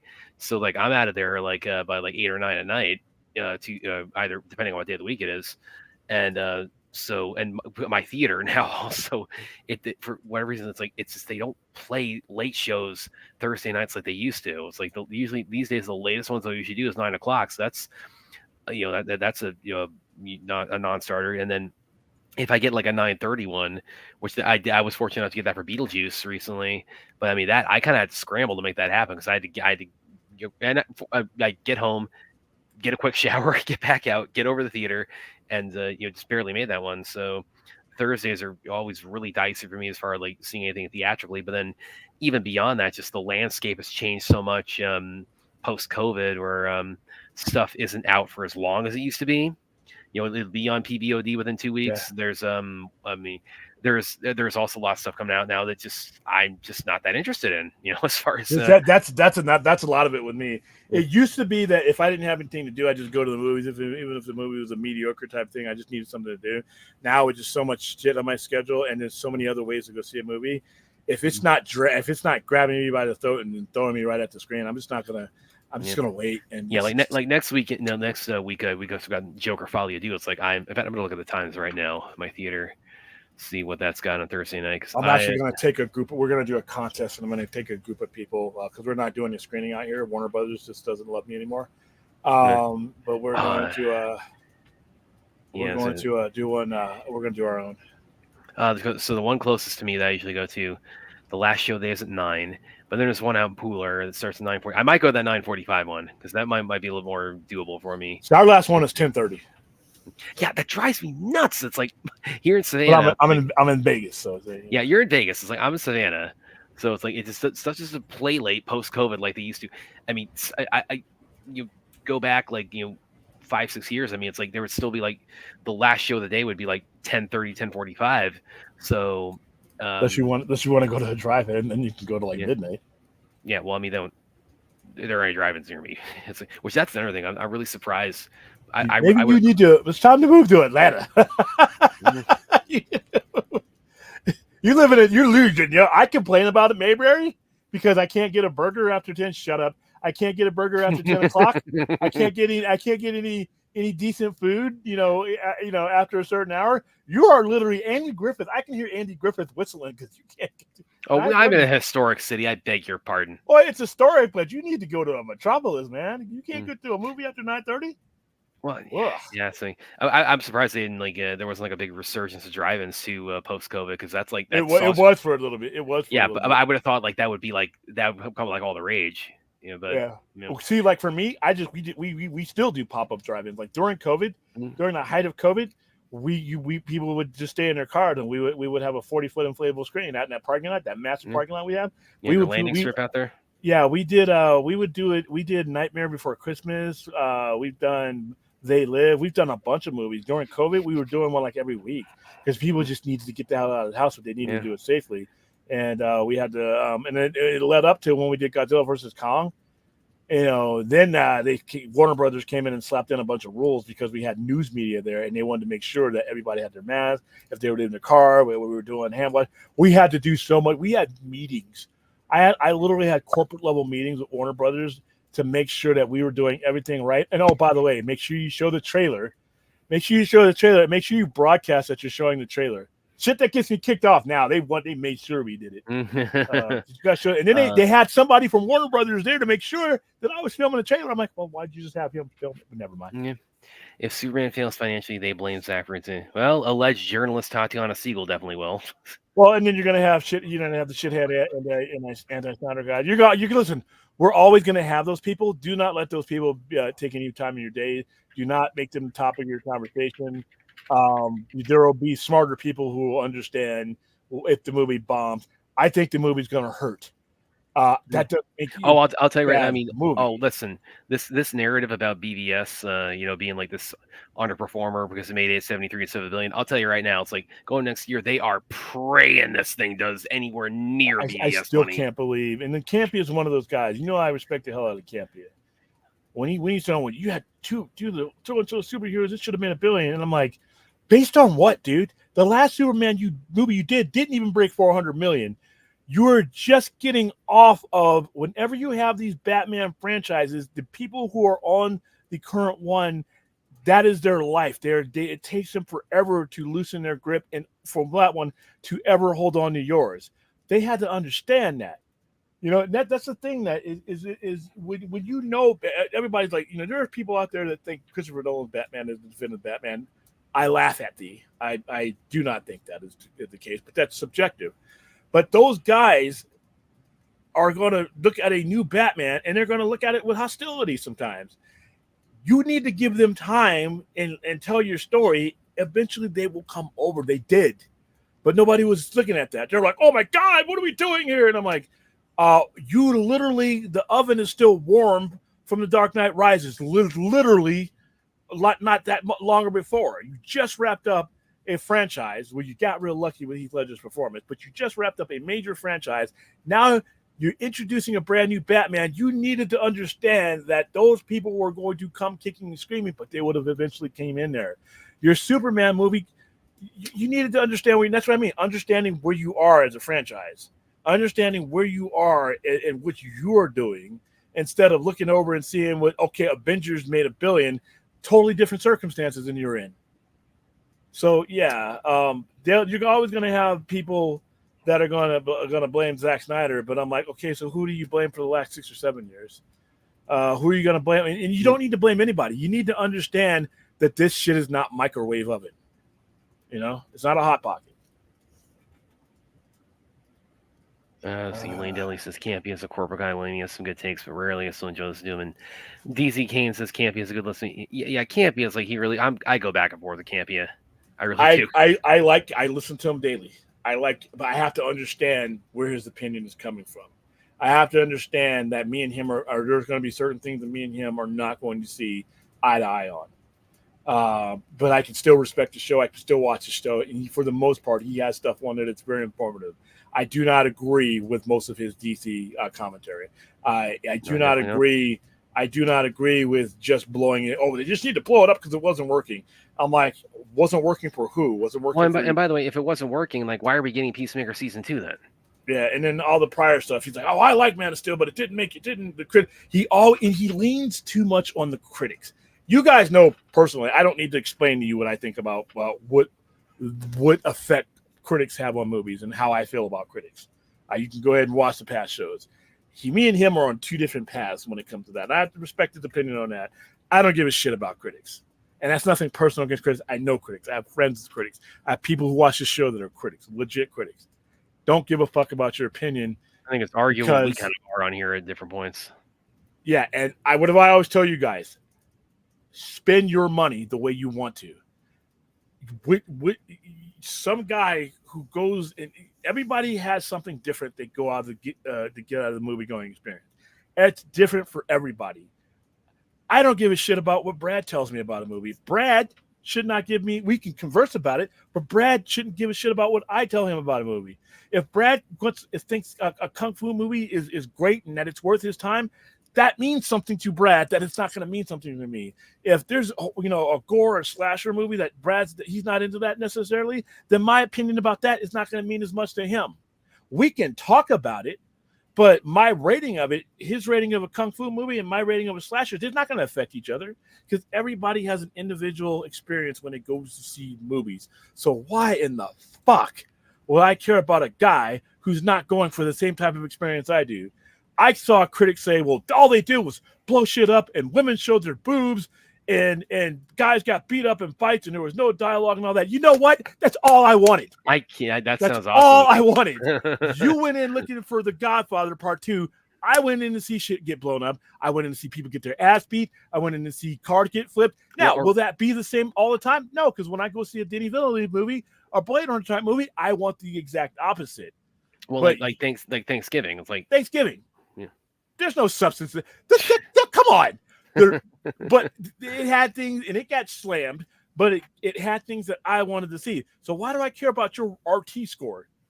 I got what I went for, and they made that movie for me.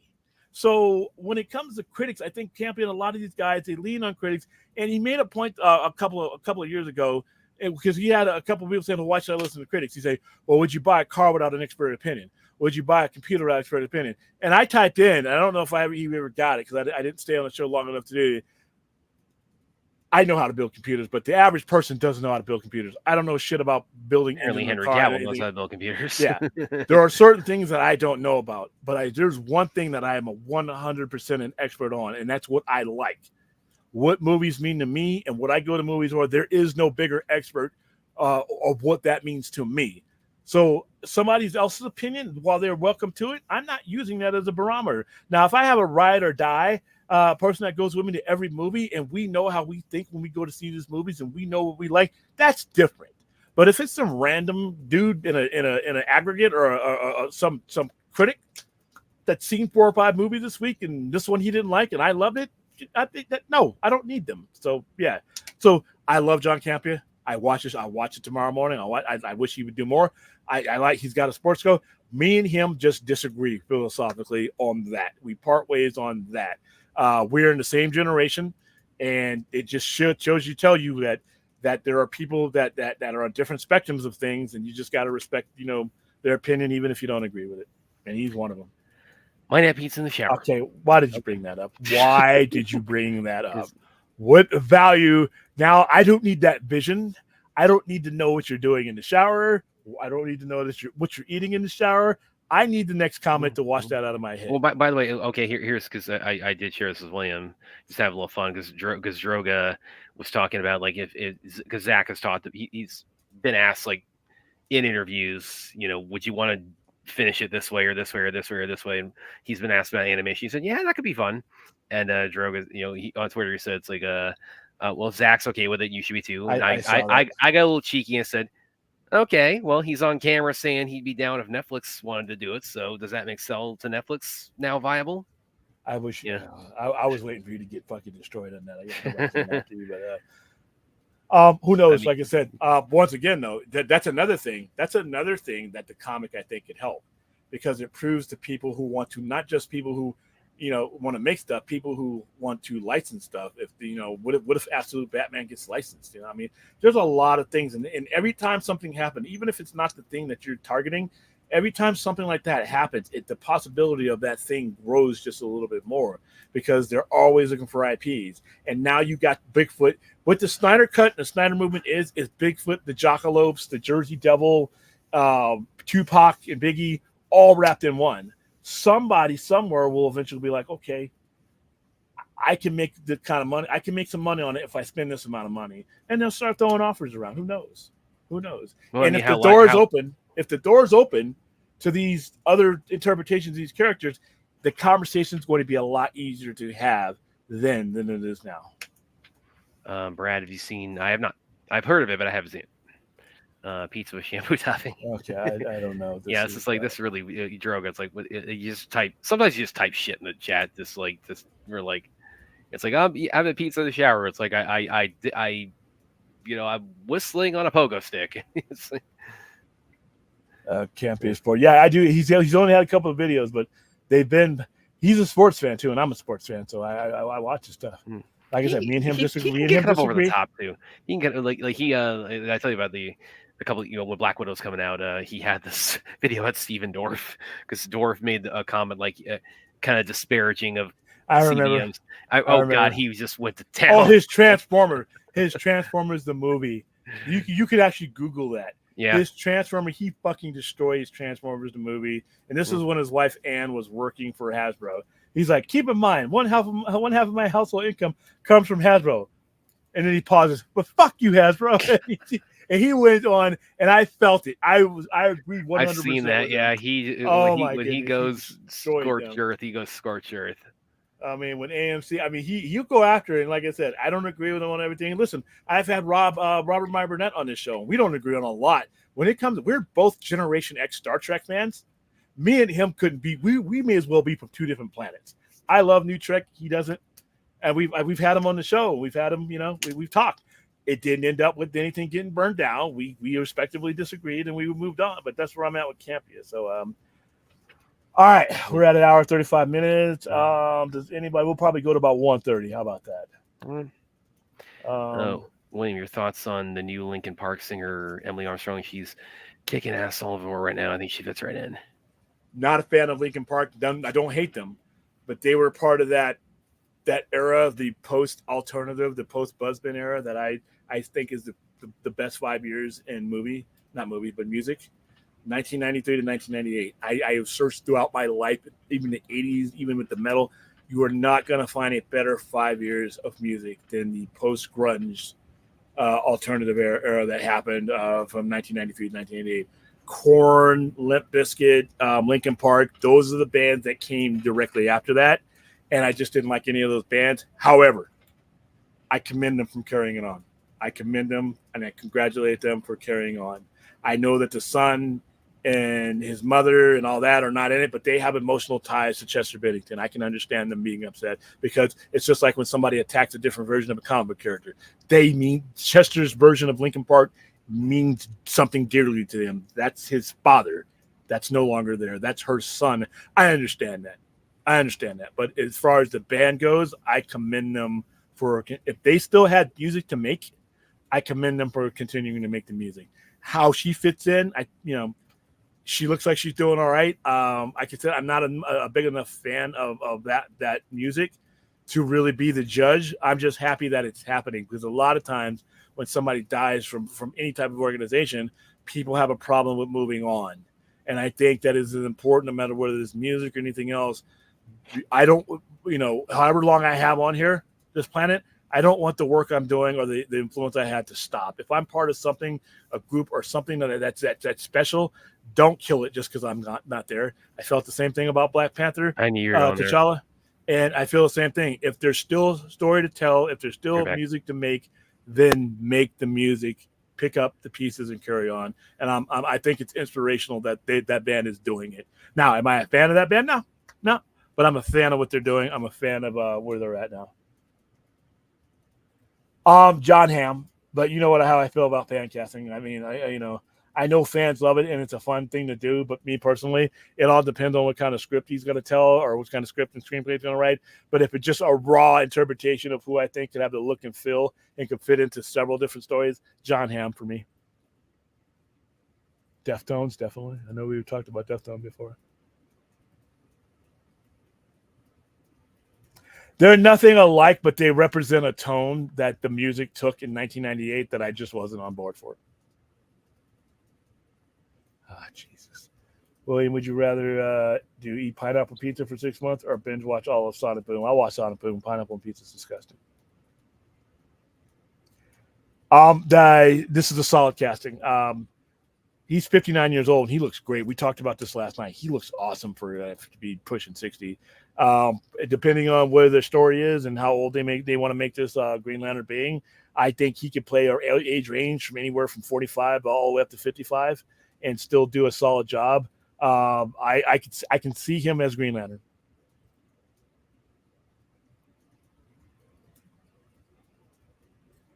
Yeah. You just need to be able to write it correctly. They could have done this before. They just didn't want to.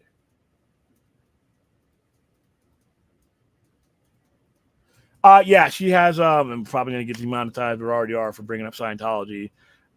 It's not just her connection with Scientology. It's with Danny, what's his face from that '70s show, when all the people in Scientology blanketly showed support of him. But in her defense, and a lot of people's defense, they were defending somebody, within their group. Some of them were defending their friends. Ashton Kutcher was defending a friend. Once that evidence started hitting, though, they did what they needed to do to separate themselves from that. And I'm not gonna, if you get new information and you come up with a new opinion, that's fine, and that's what she's done. She's pretty much disavowed all that now. No, listen. I don't like the tempo. I don't like the tempo. Same thing with Limp Bizkit. Same thing with Korn. There's a lot of those bands that came in that just wasn't for me. I mean, I'm not saying it's bad music. It's just that it was a drastic shift from the music I was into from 1993. I mean, from 1983, I had Smashing Pumpkins, I had Bush, I had Blur, I had Oasis, I had, any number of bands that were out in that era, and they were just melodic. I mean, they were, so 1998 was a total. I mean, I had 9 Inch Nails, I had Marilyn Manson, I had, Tool. I mean, there were just so many bands out there that, to me, it was just like a wide open sea, and then when this came through, it just wasn't for me. I mean, I didn't, I don't knock anybody who likes listening to it. These guys sell out stadiums, but it just wasn't for me. That's all. Josh Brolin would be great for Batman, but James Gunn has to stunt cast. I can't say that Josh Brolin would be good because I don't know what kind of script. It's not even. I don't even think he's doing the casting for that.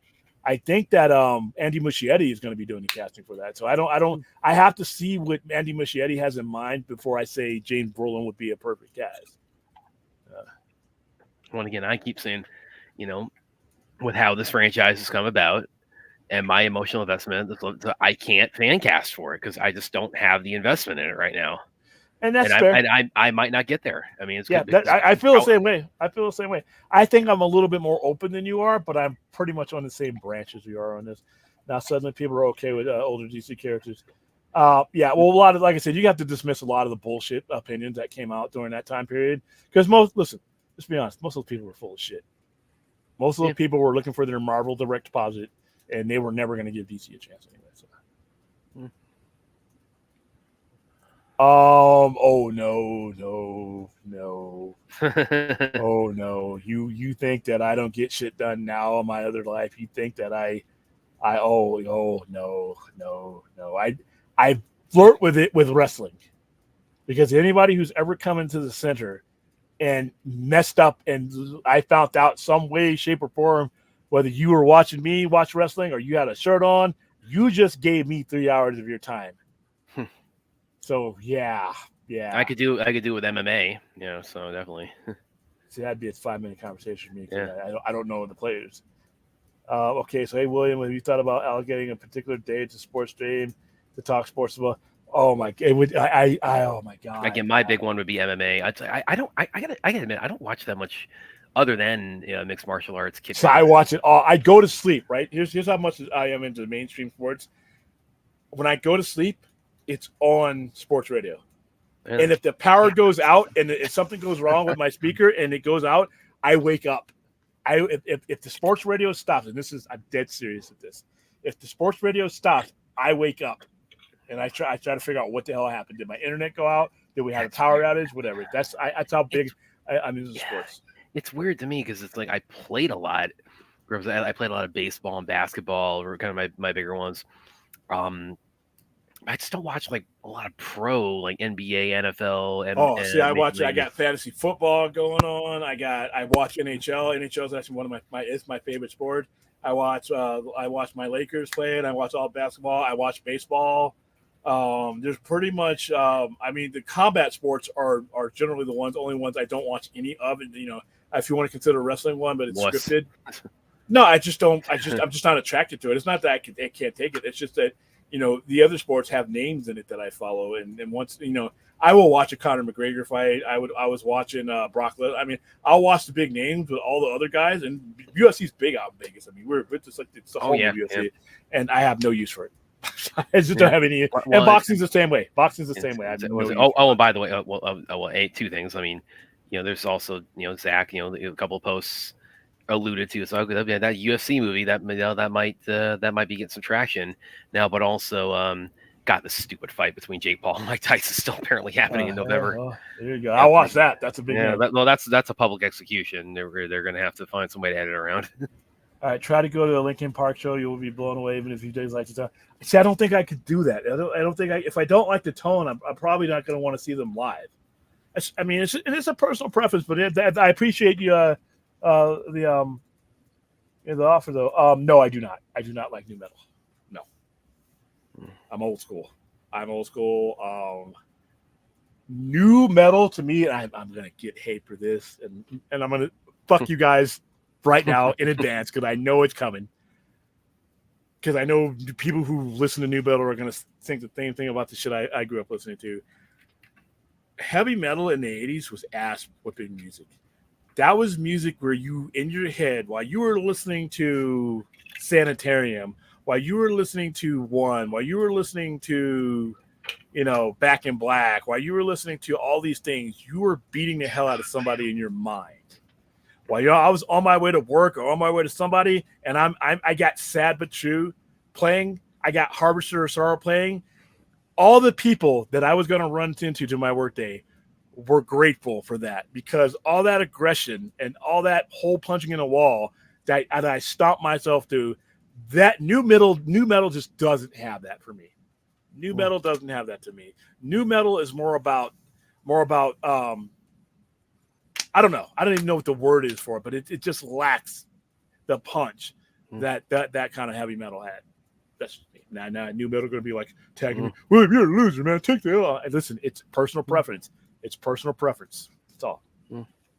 Let's see what else he goes. Aaron says the reason why I ask about sports streams is because the ACS has a day when he does NFL stream. He does well, and I know a lot of people I hear less like sports. Yeah, I mean, well, Anthony's a meathead though, so I'm just kidding. I'm just kidding. Yeah. I'll be in the chat and like, hey man, calm down. I'm gonna do. Hey, calm down, man, calm down. It was fire. So Brad is yet to prove everybody was kung fu fighting. Yes, I can. Not only were they kung fu fighting, their kicks are fast as lightning. It was a bit frightening, but they fought with expert timing. That's probably gonna get us copyright stricken right there. Oh the hell! Oh, by the way. I forgot to mention because there was also another trailer for Gladiator 2 that just dropped the other day. Do you want to play that? Shit, yeah, why not? Because let's go do it. We're gonna get kicked off of. No, we're not. We're something's gonna get us kicked off of this show tonight, or I'm gonna get we cannot monetize your stream, or no, if they say they're not gonna monetize it, I don't care. But when they say, well, we can't show your stream, I'm like, oh, okay, well, that sucks. Yeah, because Gladiator 2, God, I'm so looking forward to this. Never thought. You know what? As things calm down, I might, because I really talk a lot of sports. People who walk up to me and they know I'm into sports, it doesn't matter what sport topic. There's two things I can talk, and one of them doesn't mix well with what I do. There's two things that I can talk. If you walk up to me, I can have any political conversation you want to. I do not run from those conversations. But when it comes to sports, I can do that too. If you walk up to me and your team's the Minnesota Vikings, and I watched your game. I probably got fantasy football players in your game. I can talk to you about your Vikings. I can talk to you about what you Vegas Golden Knights because I'm an LA Kings fan and a sea of Golden Knights fans who make it a point to stick it to me. Well, whenever they, maybe go, oh, yeah, we got more Stanley Cups. You guys got 2 Stanley Cups and we got half of that already in 6 years. Yeah, because you guys had a nice, generous draft, but that's fine. But yeah, a sports show, I don't know if I could keep it till this one. Oh my goodness, that would be a long ass show. That will be one of those shows where I got up and say, we're only going to be on here for an hour and a half, guys. And 6 fucking hours later, we're still talking sports. And we'll probably be watching the sports that I'm talking about. That's probably not a good idea for my productivity. Well, on that, let's go ahead and play the Gladiator 2 trailer. Let's get kicked off to the internet. Let's get kicked off the web. Strength them up!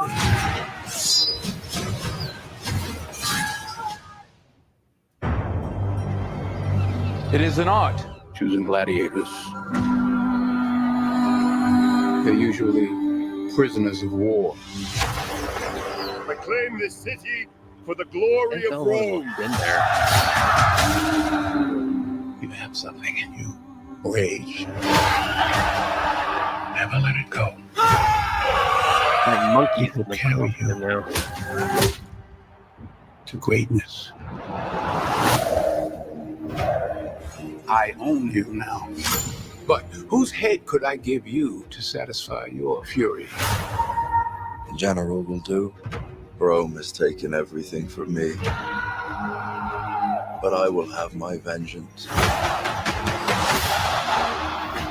There is plenty of pain waiting for you in the next life. I don't know why you are so greedy for it in this one. Your Majesties. This is your gladiator. It is. I have the trust of the Emperor's. It will clear my path to the throne. You will be my instrument. I will never be your instrument. In this life or the next. Lucius, take your father's strength. His name was Maximus, and I see him in you. That was something. Most fighters won't survive. You must help him. Strength and honor. I don't fight for power. I fight the free road for men like them. Your name will be forgotten. To restore order, I must have power. Everything is forgotten in time. Empires fall, so do emperors. This is war. Real war. The odds are against you. The odds are always against me. Ready to roll!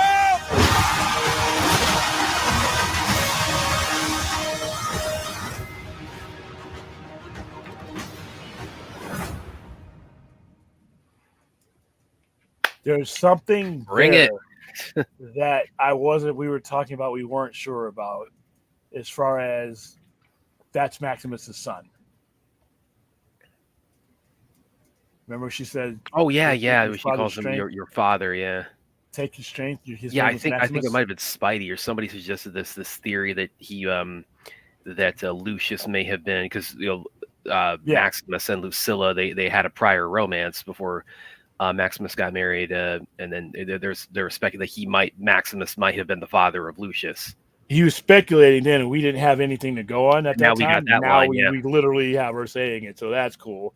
I don't even mind the fact that an African prince is sporting a Brooklyn accent. I don't mind that. Don't care. That is perfectly fine with me. I wouldn't want him to put on a fake. Listen, every movie I don't care where Denzel Washington is, keep the Brooklyn accent. I don't care. I don't care if you're playing Robin fucking Hood. You can't. I don't care if you're playing Robin of Locksley and you're the Black Robin Hood. Guess what? Robin is from Brooklyn then that day. All right, I'm okay with it. Well, I mean, they had Kevin Costner and not even try a British accent. So. I think because we're getting, to me, I still haven't seen a better movie this year than Dune, but I think the proximity of Gladiator, if it's everything I think it could be, could steal some of Dune's thunder because Dune was released in March. Unless they do a re-release and you're reminded of just how good Dune was. But hey, this could be better. This looks like it's the only movie for me that could top what Dune did. Ridley Scott doesn't involve himself on any level with bad sequels. He may involve himself with bad movies sometimes. He does not involve himself with bad sequels. He does not executive produce. In my opinion, when he did his stuff sticks. Romulus, not Romulus, but Prometheus. I don't give a fuck what anybody says about it. More people are understanding what Prometheus is today than they did back in 2012. Blade Runner 2049. He didn't direct it, but it was his story. It was his. He picked the director. He and Hampton Picture. They put it together. When I heard Gladiator 2 and some of the goofiness that they were going to try to bring him back from the dead with like a ghost, that I'm like, okay, now we're headed down to the House of Gucci. But when I see the first trailer and then I see this trailer, and I see the assembly of people who can, I see a bunch of Best Actor nominations here. Any one of them can get in there. I could easily see Denzel get back up there, getting number 3. I get that feeling just from watching the trailer, and I didn't get that feeling in the first one. The first one was abstract for me. But knowing the historical presence of the first one, should have won him Best Director then. I think this might be his year. I think this might be the year that Ridley Scott takes home Best Director. And I think the way the Oscar will think about it, even if they believe Dune was a better movie, they know now that there's gonna be a third trilogy. They can Lord of the Rings that shit. They can basically say, okay, you come out with Dune 3, we're gonna give you everything, and it's gonna be for the whole franchise. But I think they'll do that. But if this movie is as good as it looks, you could finally, before Ridley Scott, knock on wood, leaves this planet, we'll be holding one of those statues, and for a good movie. It's gonna be 87 when this comes out.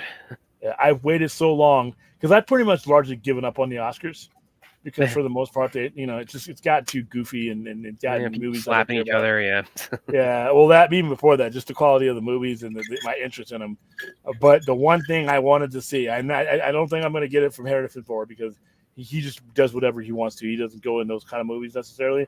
But I want to see the last director that I want to see win that hasn't won for things he has won would be Ridley Scott, and it'd be amazing for him to finally get. And this looks like that kind of movie.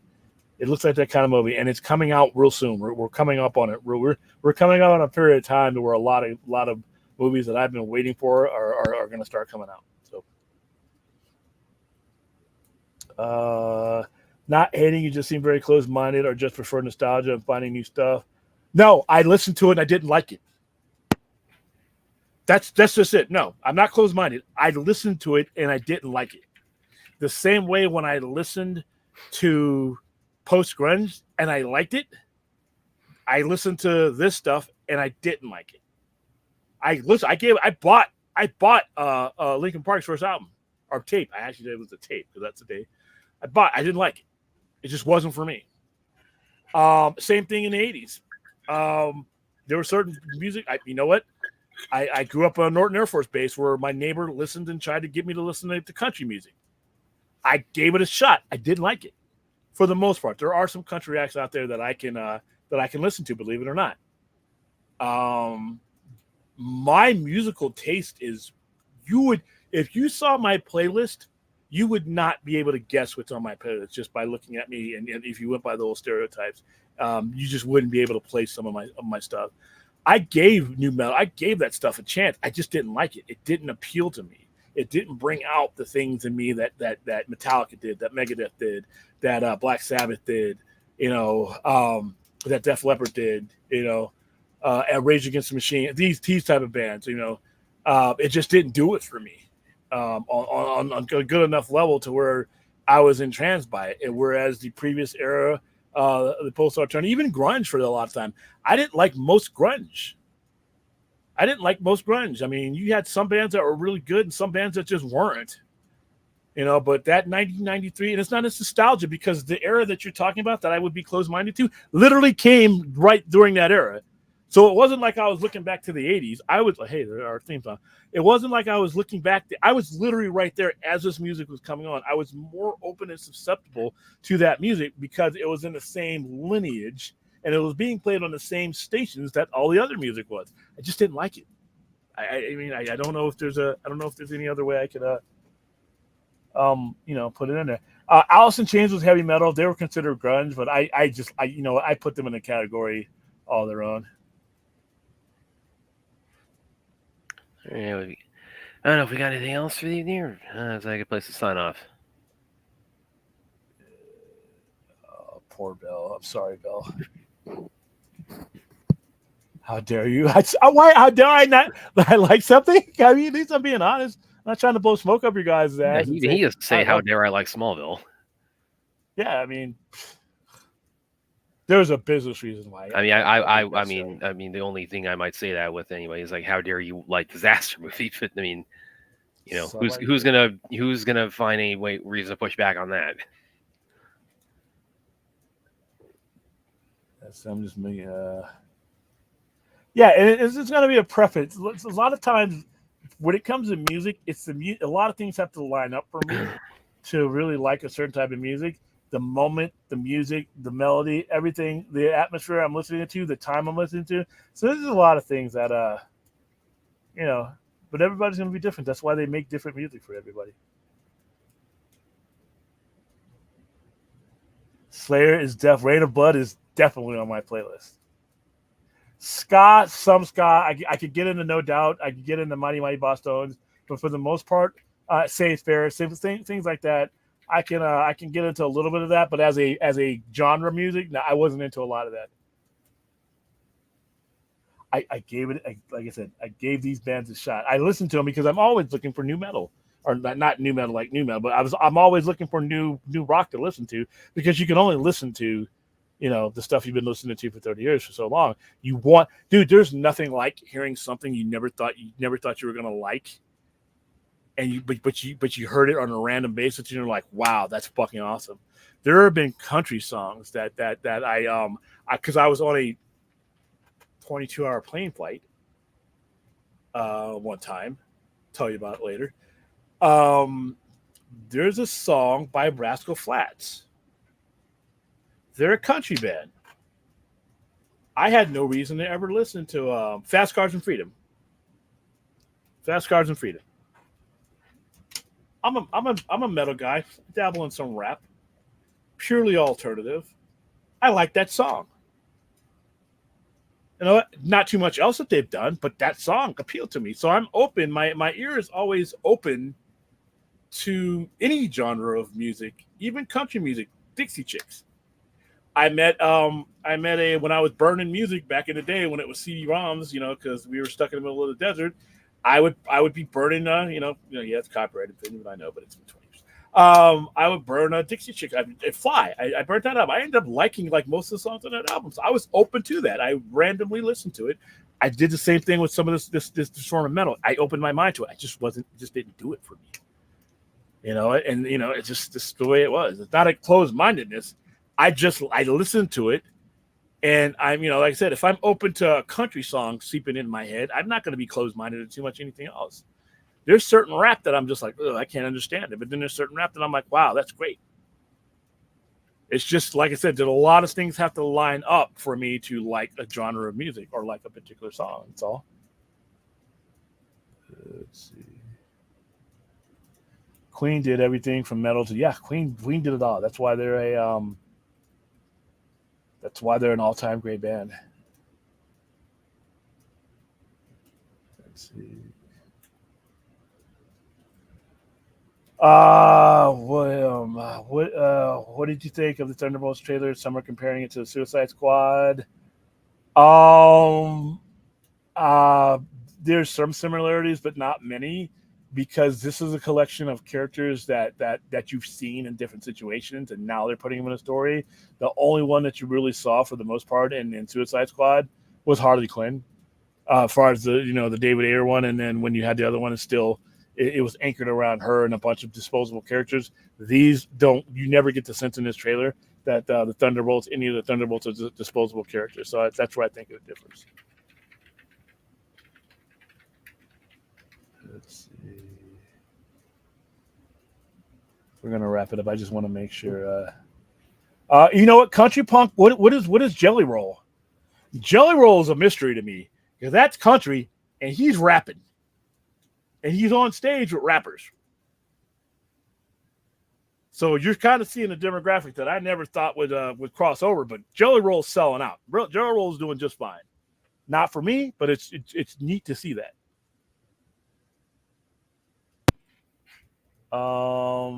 Lars Ulrich sued who? Oh, I know he sued Napster. Yeah, Megadeth will never not be thrash. I mean, he does. He can slow down a little bit. Dave Mustaine, he's never going to be. That's in his blood, and that's what he bought. That's the element that he bought to early Metallica that they kind of kept all the way through to the Black Album. Let's see. The Chicks now? Yeah, the Chicks. Yeah, they're not the Dixie Chicks anymore because that was, let's see.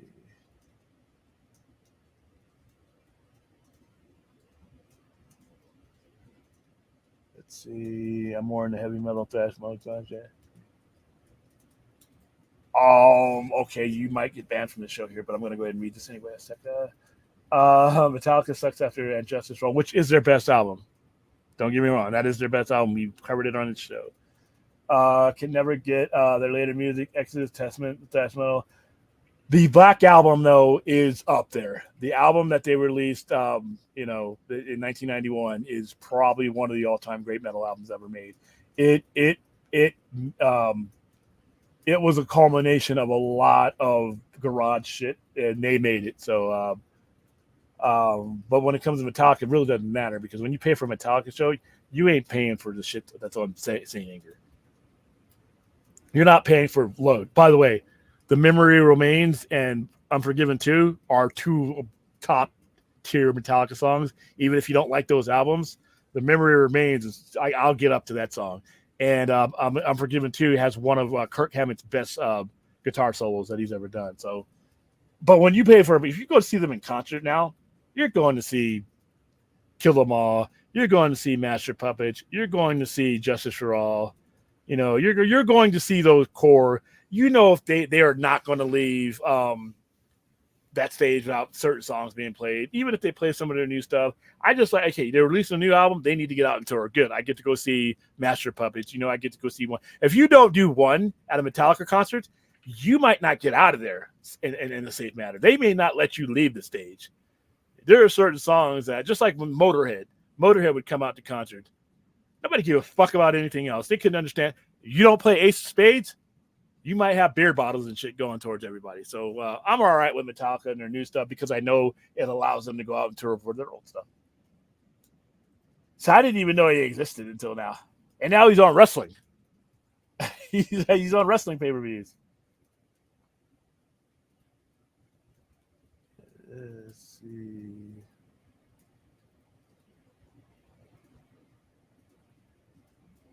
Hot take. No, that's not a hot take. That's not a hot take. Death Magnetic is one of Metallica's best albums. A lot of people will cling to old Metallica. I completely understand you because I was there. But don't let that stop you from understanding what Death Magnetic is and how good it is. And you can get it right off their website, song per song. That shit has a tempo that is the best of them. So no, that's not a hot take for me. It may be a hot take with some old school Metallica fans who will never take off the Ride the Lightning shirt, who will never take off the Master Puppet shirt. Probably have that same one from the concert that they went to. You know what? But no, Death Magnetic is one of Metallica's best albums. I will agree with you, even if it's just you and me, Lindilly. I need drugs. Okay, I don't know where that came from, but all right. Reload had Unforgiven 3. So I'll give it that. No, the Black Album. The Black Album. Yeah, I know JC had the Black Album. Of Wolf and Man, Sad but True, Wherever I May Roam. The Unforgiven, which is to me, I don't care what I'm doing where I'm hitting that song. That oh my goodness, the tempo of that song makes me want to just kick in walls. Even if I wasn't mad to begin with, I'm angry now. It's just, all right, guys, we could Reload is Reload had Unforgiven. I thought Load had Unforgiven too. It's been so long, and I no longer have the actual individual releases anymore because I have it all on digits now. Just like I was when I was a kid, when I couldn't afford to buy a Metallica album or anything else, and I had to get mixtapes. So by the time I could afford to buy Metallica albums, that was when I realized that Master of Puppets and Justice for All weren't on the same album. I didn't fucking know because I could have never afforded it. I had them clear ass tapes, and the songs sound different when I was able to afford to buy my own stuff because it wasn't some shit that somebody had listened to 2,000 times. And so when I first started getting money, I was like, buy my own shit. Oh wow! You know what? Listen. Well, I think it's some of their best shit, but that's what music is.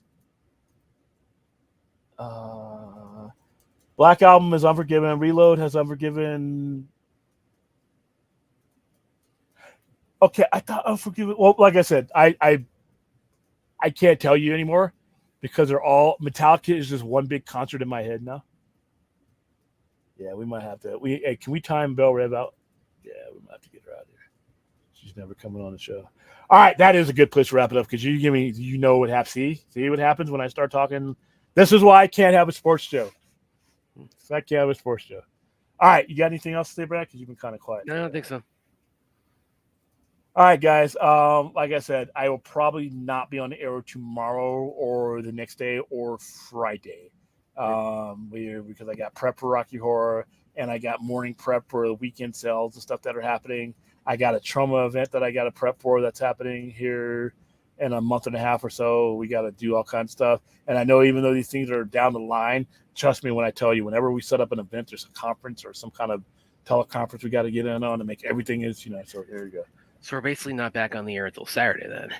Not even Saturday because Saturday is the show. I may do a Saturday show, but it's not gonna be a true overnighter. It's gonna be like this. It's like what we're doing now. It'll be not doing the watch party either. We'll have to get together on it. Okay. I would like for watch parties to happen, but I might not be available for them. Okay. So if we want to do, what was the one that for what's her face Ashley? You want to do that one? Minority Report. Yeah, if you want to do that one, you could. I just can't promise I'll be there. Okay. For them. So yeah, let's do our watch party. Let's not get people love them. But you guys may have to have a little bit of a center sabbatical from us for a couple of days here. Yeah, I will. Like I said, if the feeling hits me and I got the time to do it, I will. But I can't promise that we're going to be as consistent as we've been. On weeks that we have live events, there's just a lot of logistical stuff. As a matter of fact, I'm going to make a movie of what we do when we go through these things, and I'm going to show it on the air so you guys can understand. It's not just me kicking back. All right, that's it, guys. Thank you guys for being here. Thank you guys for a nice little impromptu musical conversation that I wasn't expecting, but I'm happy we had. And I will see you the very next time I see you. Try, everybody.